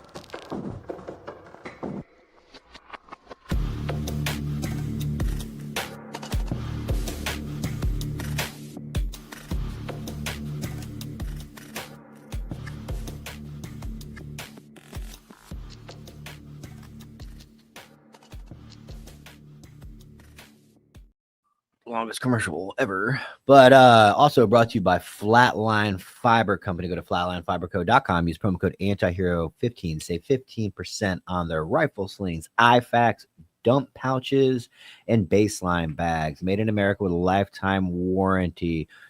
They make gear you can trust. Flatlinefiberco.com, use promo code antihero. That tells them we sent you, and thank you for supporting them and us. As well as Violent Provisions. Go to violentprovisions.com, use code antihero for 15% off. I have talking points now because my co-host shared them with me. I just wanted to sabotage you first. They are a veteran and police owned and operated company. They are for the violent professionals out there. They do hoodies, they do shirts, hats, stickers, and they are running a pre-order November 28th to December 5th. So check out violentprovisions.com. They also have a Instagram, Violent Provisions, a great supporters of ours. Use code antihero for 15% off. No, it's nice. Is it antihero? Yep. Oh, yeah. Okay. Sorry. Go ahead. No, my bad. Should have done that. All right. So And they have memes. They have memes too, by the way. If you notice, he's got a paper over there for all his, and then he's like, "All right, Mike, Violent Provisions," and I'm like, "Yeah, I got it. Great dudes, really cool, awesome. They are and great adjectives. They are great dudes. Their products are all, really, really cool." All right. And, We're gonna have to throw Jimmy in the mix here. I've been saying like I bet you Jimmy nailed it. I bet he's just got that I can better than me. I can get When that voice going. I can get that. Go to I gotta go with yeah. Oh God. when we launch our own alcohol. Yeah. Jimmy, drink 4 of these, then read the ad.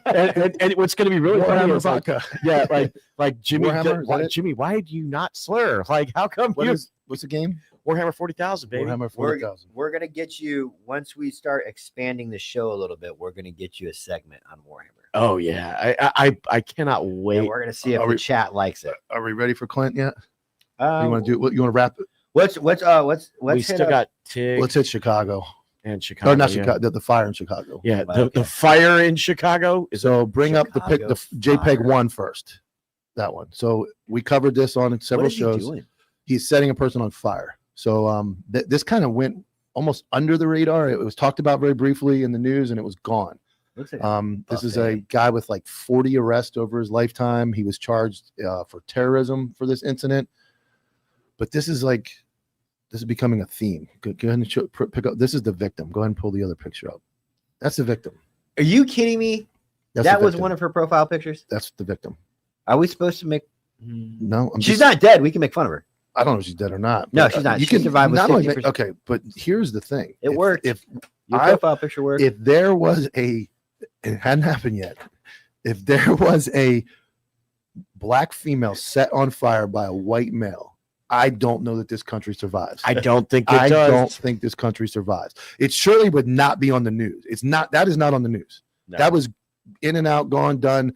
Then you had the Ukraine girl in Charlotte. That did stay in the news quite a little Yeah. bit. That was, but they learned we can't let this stay in the news. similar victim, white female, very petite, black male suspect.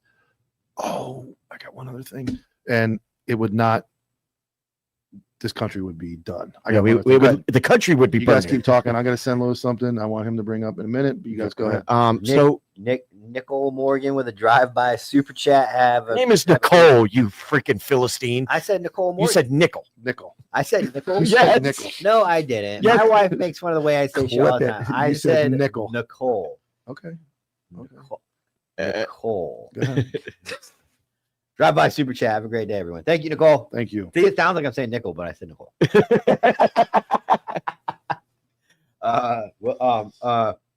Tig. No, we already talked about it. He just didn't ever hit us up. Yeah, he just never hit us up. Okay. I commented on his Facebook. I don't know if he responded. I 'cause I got kind of want so to many reach out to videos. him again. My Ukraine updates are going to be rather long and involved, and I have. Go for it. Oh well, I want. it's Mike. I think he's still. Are you still prepping? I sent it. okay. Picture. Yeah. So If you want to cover that real quick, because I think you're gonna like this. It's All one of right. your Well, favorite real, topics. real quick. that's we know that guy. There's an update What's an update to the story. to the what story? This story. So Derek Chauvin's attorneys, your favorite guy, Oh. filed a motion because they want it made more known that he was taught the death. Go ahead. That he was taught the technique. Right? Does Was that it change not? it for you? Was it not? Okay, but he was. But now, do you think that has any bearing on the case? Yes. So you think that just because he was trained to do that, it changes the outcome of the case? Yeah. Tremendously. Okay. He shouldn't even be in prison in the first place. Because You agree? Manslaughter, maybe? I agree, it should have been tried. We don't differently. go manslaughter. No, you don't he go shouldn't for have been more charged than with a year or murder. two. No Okay. murder. He wasn't been charged with murder, but manslaughter. But Which means he's if that he his- could be out of prison. Well, let me ask a question. If he could have articulated why to kill him with a gun, we wouldn't even be having this conversation. The whole problem with the video was that the optics were Yeah, bad. I That- agree. The optics weren't bad. The whole incident was bad. And the reason I don't think this is anything, and they're making a big deal about it. Reason I don't personally think it's any news is, regardless if he was trained in that or not, because I'm trained to tase people, I'm trained to shoot people. I can't shoot somebody 73 times because they keep getting back up unarmed and just go, well, I'm going to shoot him again. He won't listen. Or I can't tase somebody 73 times. My problem with it from the beginning. What are you shooting? My problem with it is a reasonable person, after a human being underneath their knee and didn't feel them resisting or moving or breathing anymore, a reasonable person after a few minutes, even less, I think, but would check on them to go, this is strange. This guy's not even moving anymore. 8.5 minutes, 9 minutes with his in that position is where I. How long always, was it where he went limp? Do we know that? I don't know, but it was 8. It doesn't matter. It does matter. What if he was only limp for 30 seconds? I mean, He wasn't limp for just 30 seconds. first. But okay, you're right. But it's too long. That's my problem. I don't think that changed anything. I don't mind the technique. I don't mind the technique. I don't mind that he used it. My problem is what the jury is told. Would a reasonable person stay in that position for that long? And I still think it's You know what the unreasonable. problem is that honestly, You the go, way Dennis. the way the optics, the way the country's looking at this is that if you're driving recklessly and you fucking whack and kill a dog, if you kill the Robinson's beautiful golden retriever, we're gonna hate you. You kill a fucking 3-legged mutt that's bitten 7 people, no one's gonna care. That's Mike would. I almost hit a coyote the other night on the way home. Well, that was in the I road, mean, and I felt terrible. Mike is the liberal media that cares about. Are we George Floyd. are we calling George Floyd the beautiful, perfect golden retriever? Because Ooh, what? How tread- did you tread did you lightly. take from that? what I Tread said? lightly. yeah, He's like, do we do? I mean, like I'm trying to I'm understand. saying that maybe he's not the beautiful golden retriever from the Robinsons. He's not, but Yeah. he still doesn't deserve to die. I mean, It wasn't intentional. So the way you're driving, It wasn't Mike is Derek Chauvin intentional. driving. Mike is Derek Chauvin driving. Mike hits a dog. Story stops there. No, right? no. No. Story stop. Now we go one of two ways. It's the Robinsons' beautiful little golden retriever that the neighborhood loves. Mike's in trouble. Mike's going to get tomatoes thrown at him. Everyone's going to hate Mike. Or he hits the 3-legged, disgusting mutt dog that has bitten everybody and no one likes. stray dog. No. Do you think, let me finish. Go ahead. Do you think the community is going to care at all about, do you think they're going to care the same? No, No. of course But not. now, what Derek Chauvin did was he backed over the dog a second time. He hit the dog, and that nobody would have cared. And then he went, and then he parked on top of the dog for 9 minutes.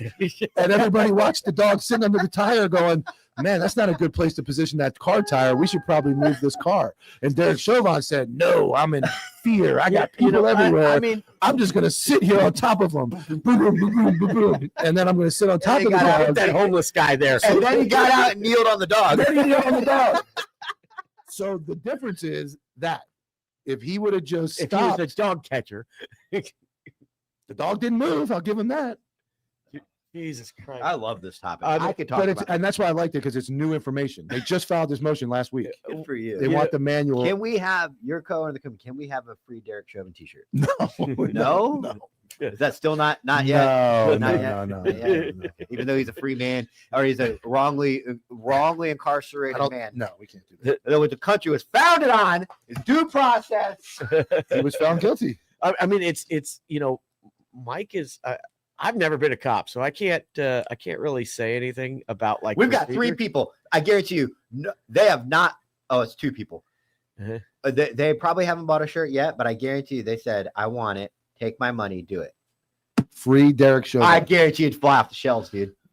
So our radio days are gone. Our TV days are gone. What are we doing? Yeah, We Patreon stuff. What are we This doing? is Bill O'Reilly. The same network that tried to lie about Rob O'Neill has now made a shirt that said "Free Derek Chauvin." I wrote a book about this, and it is horrendous. And the Yeah. book doesn't lie. book doesn't- oh my man. God.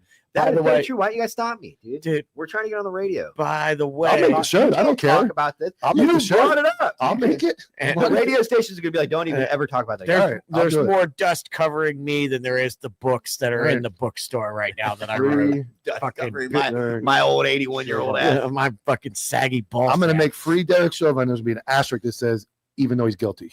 just Even though he's little, guilty. little font. Little small font. Even though he's guilty. Just- All right. What are we doing? Are we doing serious stuff yet? We got Clint. radio stuff. We gotta go Clint. back to the radio. Clint's waiting in the wings, too. All right. You brought that up. Ukraine update. Unfortunately, our Ukrainian correspondent Wyatt has not entered the thing. I don't know if he's KIA over there, but we will go ahead without him. We had I had a long phone conversation with Crusader, our other, Which Crusader? the one that begins Not with a that. K. Yeah. Yeah, not that You got Crusades. Come on, man. So had a long conversation with him about what was going on in Ukraine, because obviously, believe it or not, we've got a pretty big following over there in Ukraine and their military. Did And Lewis put the picture up? I did. You did? You flashed it? no, Ukraine update. Yeah, there, All we right, go. That's how it He goes. did. Lewis, good job.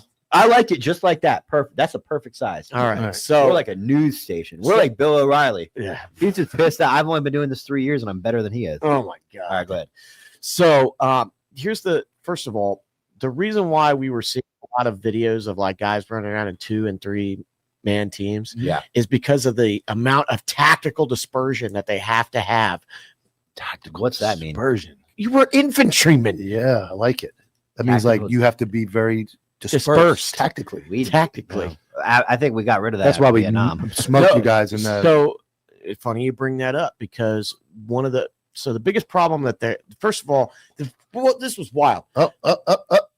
What? Oh, What? all right. So we're gonna Wyatt's back. we're gonna Okay, bring cool. you. We're gonna let Jimmy cook on some stuff that he learned, and then we're gonna get your take on it. All right. So from what the other guy was telling me, Crusader, he basically said like there's only 15 guys, or there's only one set of nods per 15 guys over on the Russian All side. right. So that sucks. That does suck. No night ops. No, so that's why you're seeing this return to like World War II and Vietnam tactics, like fire a flare, kill everything that we see. What's the fucking it was the 120? What's the round that shoots up in the sky? Yeah, the parachute flares. yeah. That's The yeah. mortar round. They're dropping parachute flares because nobody's got fucking nods. If Ukraine needs anything, it's not AT4s. We got fucking they need nods. bum fuck Louisiana SWAT teams running around with With- fucking I know. RPGs. Yeah. Dude, I never use them, by the way. yeah, hey, SWAT teams, you don't need the HK416. Okay, donate your nods to the Ukrainian infantry. They need them. So they have to spread themselves out. There's basically like a big, like almost kilometer wide no man's land. And then you've got this really hard forward line of troops where like main line of resistance with trenches and everything else.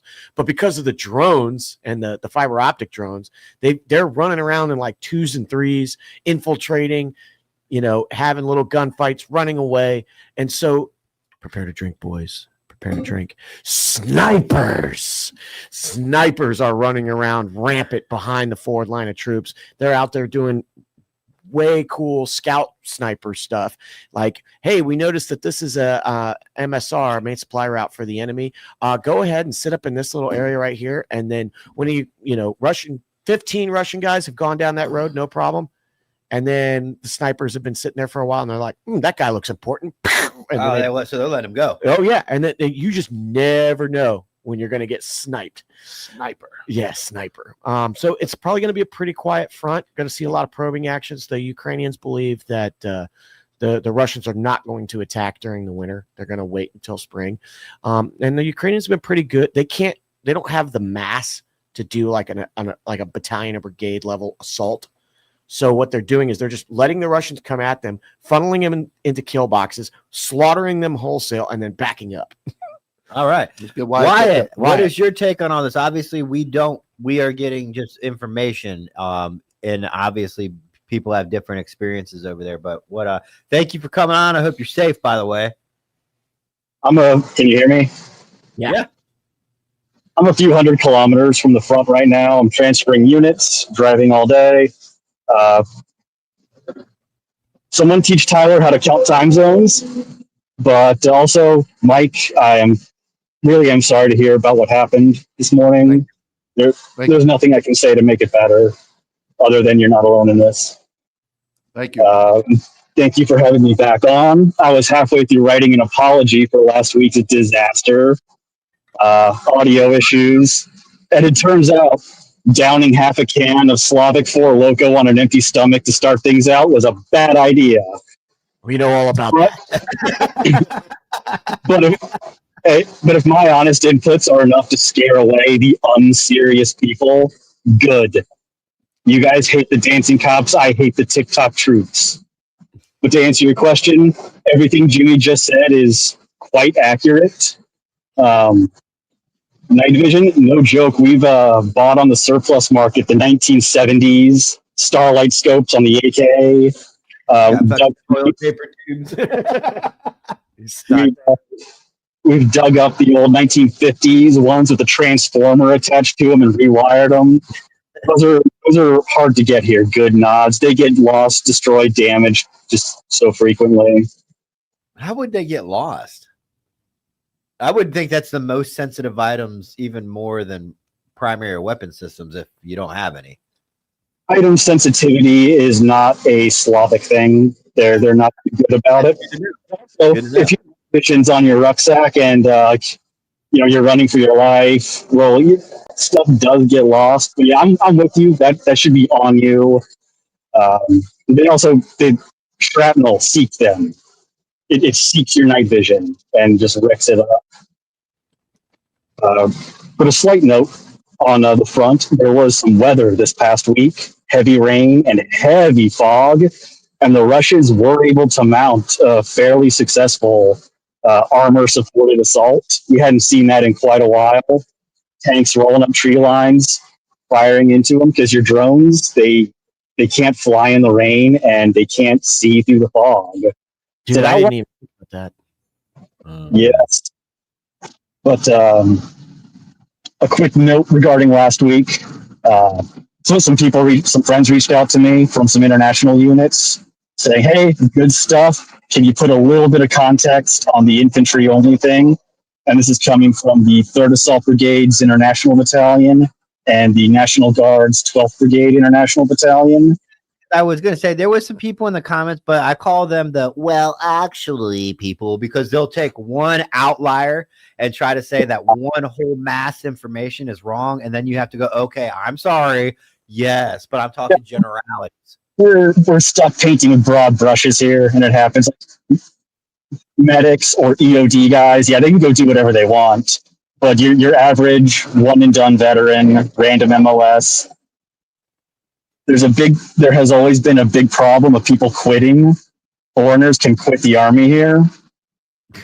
So if you go to one of these units, they want to make sure you're serious. And they said they do need mechanics. They do need drone pilots, but you are going to be trained, deployed, and posted out as a rifleman to make sure you're serious about being here. You're not just going to take the investment and run.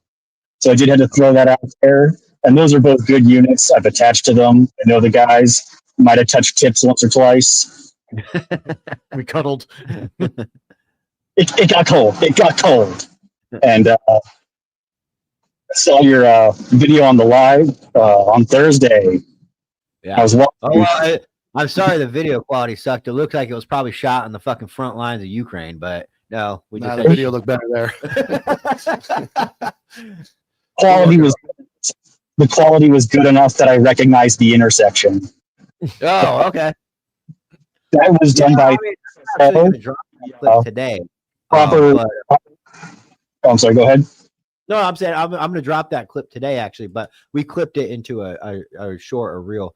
But What that's was great. came back and threw anti-tank mines into the windows and just blew the building. It's the Slavic JDAM.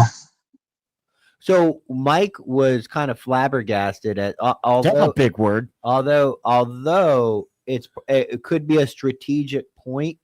I think he was kind of just overall saying like that's a blown up building that is literally useless now forever.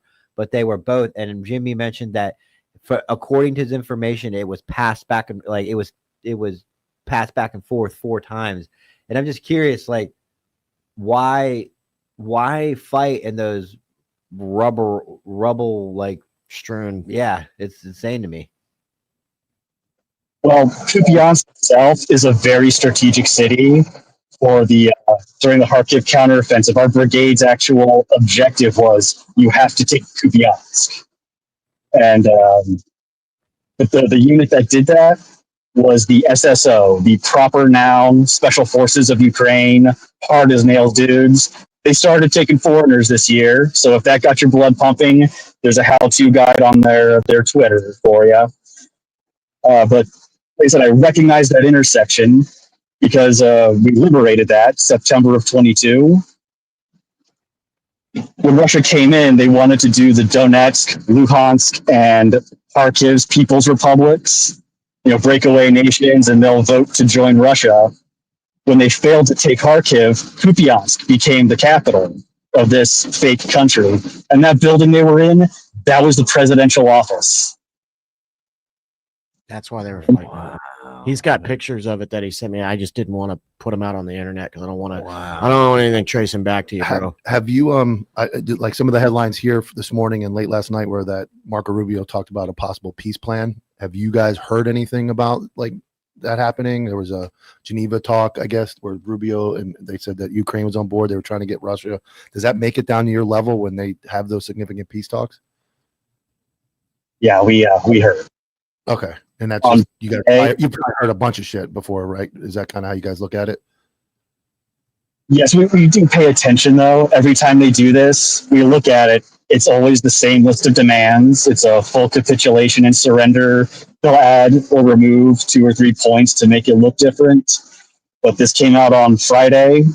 President Trump has demanded that we surrender on Thursday, on Thanksgiving. It's going to make a great press conference for him. Wait, I'm very much Ukraine to surrender to Russia? That's what it is. Give up Donetsk Oblast, the entire Donbass, recognize it as Russia. The areas in Zaporizhia and Kherson will be frozen and be occupied, controlled by Russia. On the Ukrainian side of the border, a permanent reduction of the army by half. Never join NATO. Never have nukes. Is Ukraine going to do this? Fuck no. I know you can't speak on behalf of all of Ukraine, but does it sound like Ukraine is considering this? No one's on board with this. No one is on board. But I'm curious as to what threats are being made behind closed doors because of just how serious they're taking this. When this came out, everybody in the Ukraine government jumped up, stood to, yes, we're going to Geneva. Yes, we are sorting this out right now. It was a much different tone than previously. I'm curious what they're doing behind closed doors just to scare the Ukraine government. What they're basically doing is they would gut Ukraine's ability to be a country.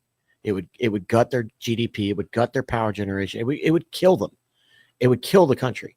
And then it would just, Russia wouldn't have to fire a shot. They could just swallow them up. I can't imagine trust, from the Ukraine standpoint, trusting Russia enough to even surrender, that they're not just going to wipe everybody out. I'm like, I would be like, dude, that's at this point, we've been fighting for 3 years. We're doing okay. Yeah, whatever the other obvious terrible stipulations are in that agreement, the one that would be like, you want me to walk over there and just give up. Like they're going to treat us humanely and not. That's a tough one. Man. That's a tough one. Yeah, it's pretty like Jimmy said. We already know they'll reinvade. They did it to Georgia. They promised not to invade Georgia a second time. They did.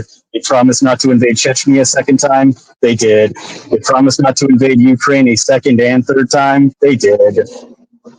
You can't trust Putin. Hey, so Wyatt, what time is it right now? It is currently 1944. Okay, my bad. I thought we were doing. I knew it. I knew it. You said you were okay. That's my bad. We when we do this in the future, I want to try to bring you on about an hour into the show, whatever that is. So if we start at 10 a.m. Eastern Standard Time, it'll be 11 our time. So whatever that is for you, that's my bad. I fucked up that. I fucked up sending a link to K9. That's all my bad. Fired. Yeah, fired. But Wyatt, we're gonna get out of here. Dude, do you have anything else before we see you again next week? Oh, I'll keep it real quick. 90-second funny story because you guys love your funny stories. There in Kupiansk, city's mostly liberated. Our unit had to move to another position. This is before FPVs messed everything up. So we're piled into pickups and vans, hanging off the side of SUVs. And everyone's wearing black balaclavas because of dust and wind. Driving, the residents, they're lining the streets, clapping, thanking us. They were really happy. One dude, stroke of genius, raises his rifle in the air. Hello! Hello! Everyone joins in. Inshallah! Yalla yalla habibi! Funny as hell. A week later, it was reported by Russian media. Russian intelligence has confirmed the Ukrainian government has recruited ISIS militants.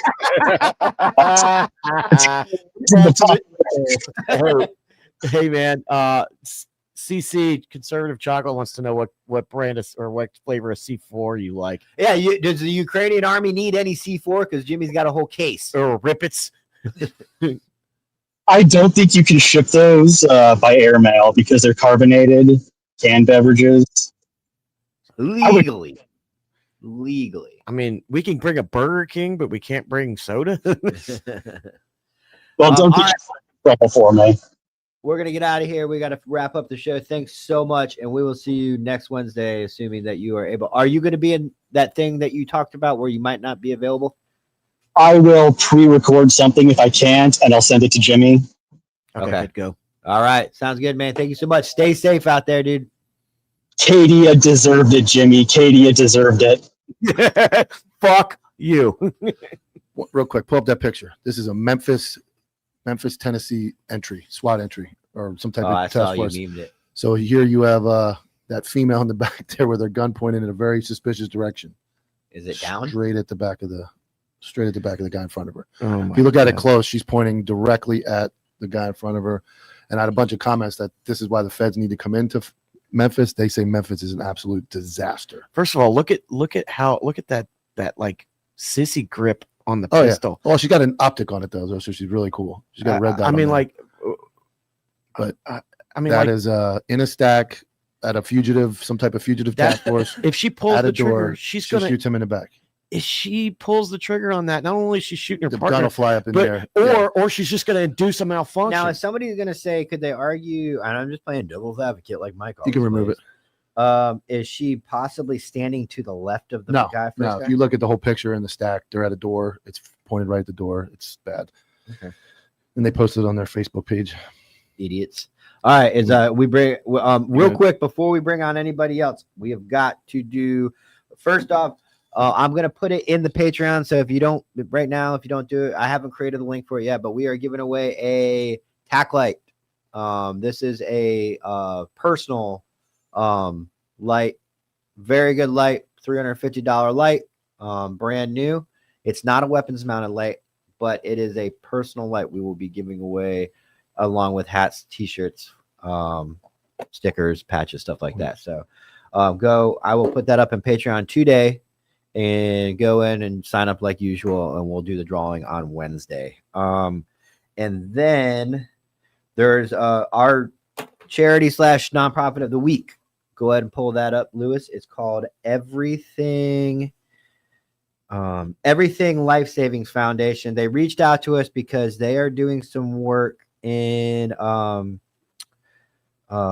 Jamaica. We have a D-Day DC-3 and several aircraft. Do you know if there's someone that's willing to speak? We really need help raising relief for this disaster.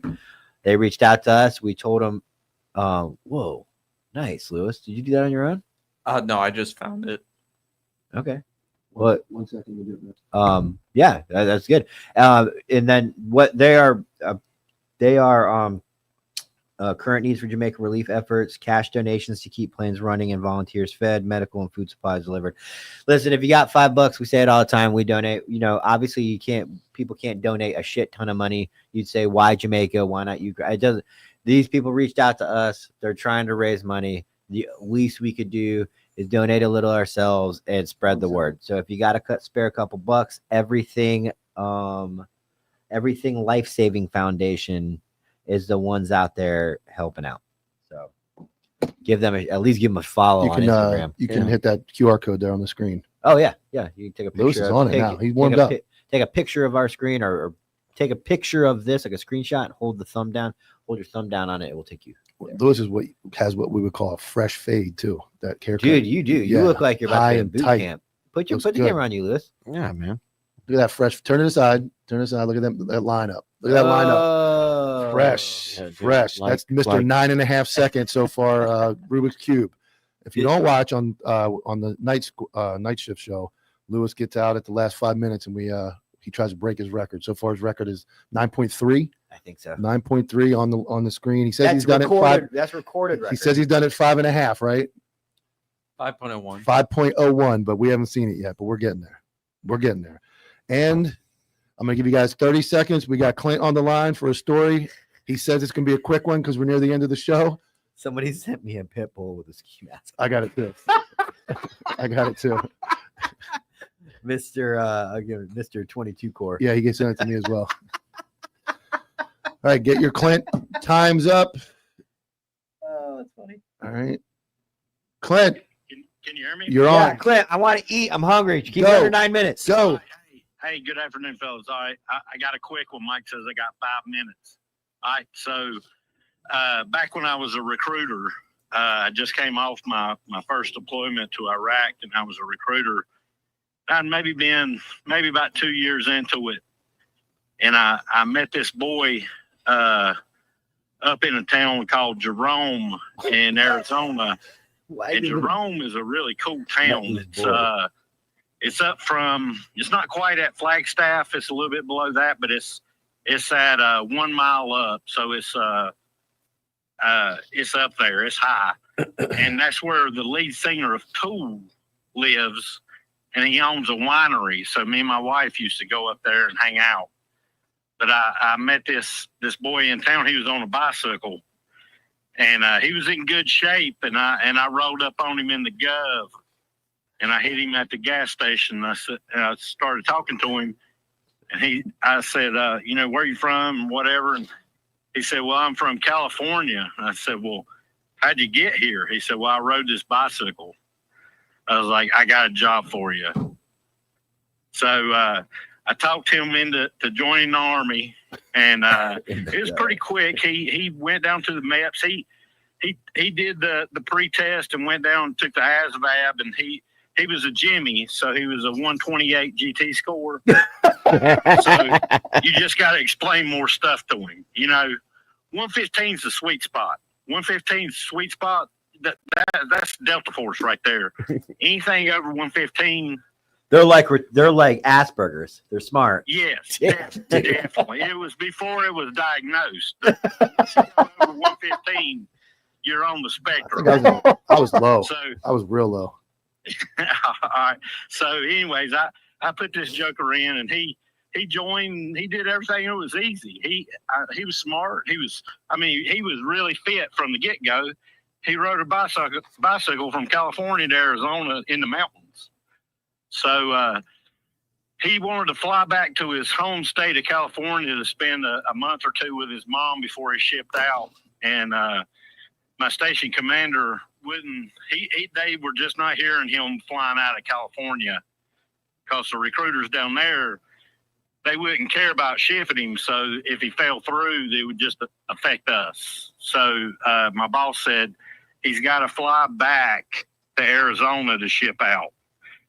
And so this kid flew back from California and to Arizona, and I went down to pick him up in the airport. And I lived about 2.5 hours away from the airport, so I drove down there to pick him up, and we're riding back up the mountain in the Gov, and I mean I had to hit him fast because he was towards the end of the month, so I had to really put the gas on him initially. So while we're driving up the mountain after he'd already joined, he's ready to ship the basic training. I'm talking to him to figure out who he is.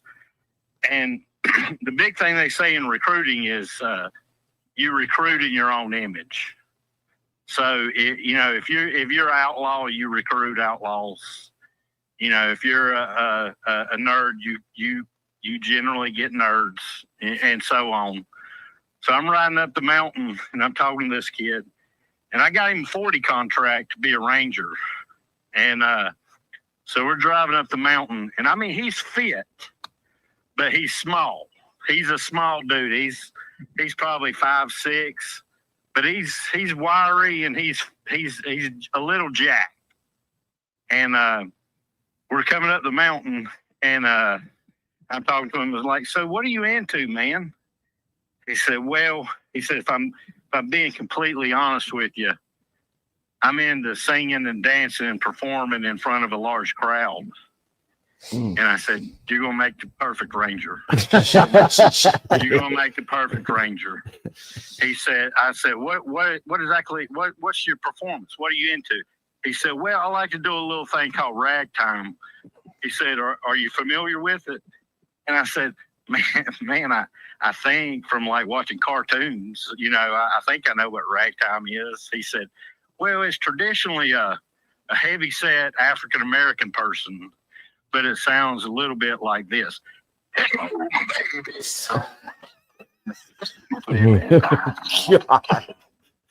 I'm riding in the car, and I'm looking out the windshield driving up this mountain.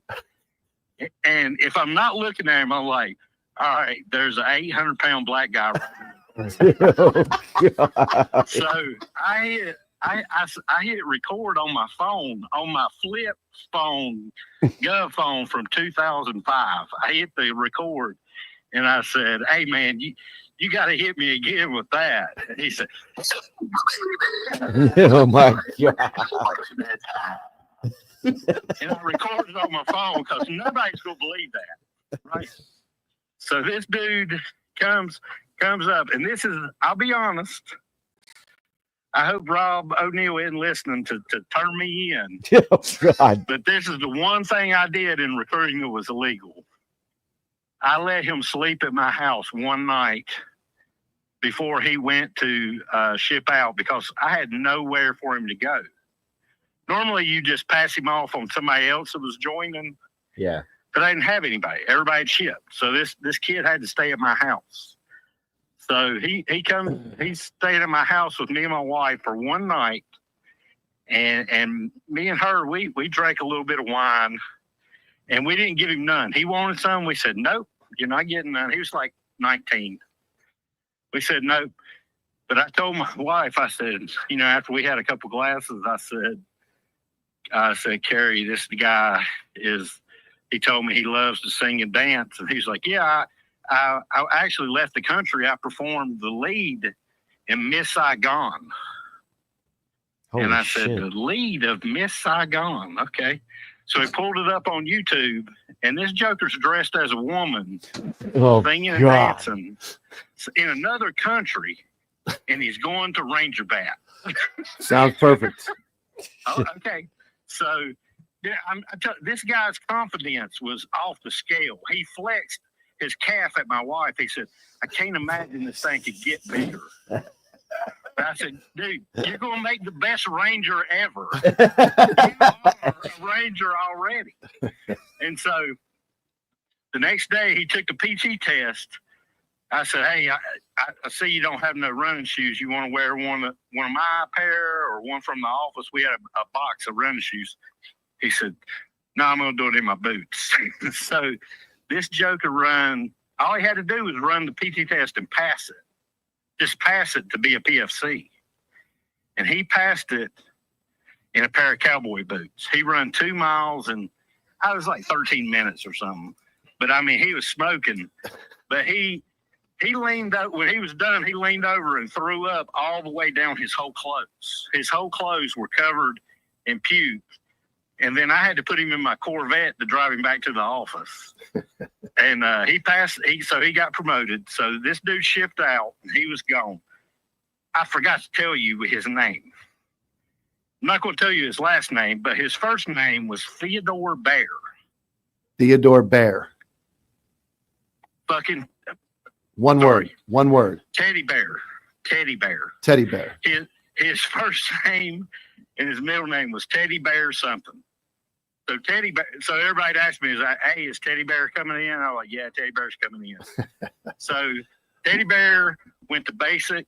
He went to infantry school. He went to airborne school. He went to RASP. He ended up going to 1st Ranger Battalion. And he sent me an email. Said, this is when I was already back on the line. He sent me an email that he had made. He went to Ranger school. He had made corporal, and he was in the sniper section. He was a sniper. And so, hey, guys, this don't count for the every time Jimmy said sniper to take a shot. Because we lost 2 guys last week. So, anyways, he said he was a sniper. And then I ended up getting sent to Fort Stewart, and I was a small group leader for Warriors Leader Course. So every E5 from 1st Ranger Bat comes through there to become a sergeant. So you get 1 or 2. There's only 1 or 2 settings for E5 Rangers. There's only 1 or 2 settings. One is, I'm a humble guy. I know I'm awesome, but let me help you guys out. And number 2 is the guy that says he's like 20 and he's got his arms crossed the whole time and he's just nitpicking every word that comes out of your mouth. Right. So I had this one Ranger from 1st Bat, and he was a sniper, and he was actually, well, no, the first one I had, I asked him. We're past it. We're double past your limit. Yeah, dude. I'm getting ready to hit you though. It's all right. So I asked him if he knew Teddy Bear. He was like, "Yeah, I know Theodore." He said, "Nobody ever called him Teddy Bear." He said that fucking dude is a psycho. He said he re-enlisted and ended up going to Italy. And that guy was my best student ever. That was my best Ranger student ever. He was only helpful and so humble. Fucking dude showed up for the uniform inspection and had a Silver Star with Valor as an E5. According to Rob, you don't get a V device. This is going to give Jimmy a hard on right here. Okay. He had a marksmanship badge. It was gold that had a target hanging from it. Mm-hmm. And it was authorized, and this guy, and it was a President's 100. Yeah. And he hadn't said nothing the whole month about how badass he was. That's how good he was. And when he graduated, he came to me and my wife, and he gave me a Ranger coin. And it's one of the best coins I got in my collection because it came from somebody under me. And he said he didn't know the regular Army had guys like me. And so then he was gone. And then the next cycle, I had his spotter he told me that he actually outranked the guy from before. And he said, did the guy previously tell you about his record? And I said, no, he wasn't real big on bragging. I said, I know he had a Silver Star with Valor. I mean, that's pretty badass, right? And I said, but he was walking around typing stuff in the computers, helping people spell check and do all kinds, anything he could do. He said, yeah, he was a sniper. He said, did he tell you about his record in battalion? And I said, no, he's got the shortest confirmed kill with a sniper rifle. And I looked at him and I said, the shortest? He said, yep. 1.5 feet. Damn. Call of Duty. No scope. No scope. All right. One, 1.5. 12:30. Hit it. Hit it. Hit We it. appreciate it, Clint. Thanks for All calling in, and Later, boys. we'll see you next week. All right. Oh my goodness. That was 12:35. All y'all thought that giving Clint a time parameter was going to adjust at the time that I will. Clint I will read the text message I sent. We ran a little long. Can you make it in 5 minutes? Yep. That's how the conversation went. Dylan, you are the one. I still gotta send. I owe Travis Miller, I think, 2 shirts. I owe Raw shirt, and now I don't. We'll get them. They'll come before. I have them. next I just Christmas. I gotta send them Before next Christmas. Dylan, Dylan, you are now the new winner of a shirt, and you didn't even come close, but it's by default. So By default. all right, guys, that's it for the show. We ran over. Thank you so much for staying with us. We will see you Wednesday. Don't forget Wednesday. We love having you guys in here. You guys are the reason why the show is still here and are going to be the driving force in this show moving forward. Thank you so much. See you Wednesday.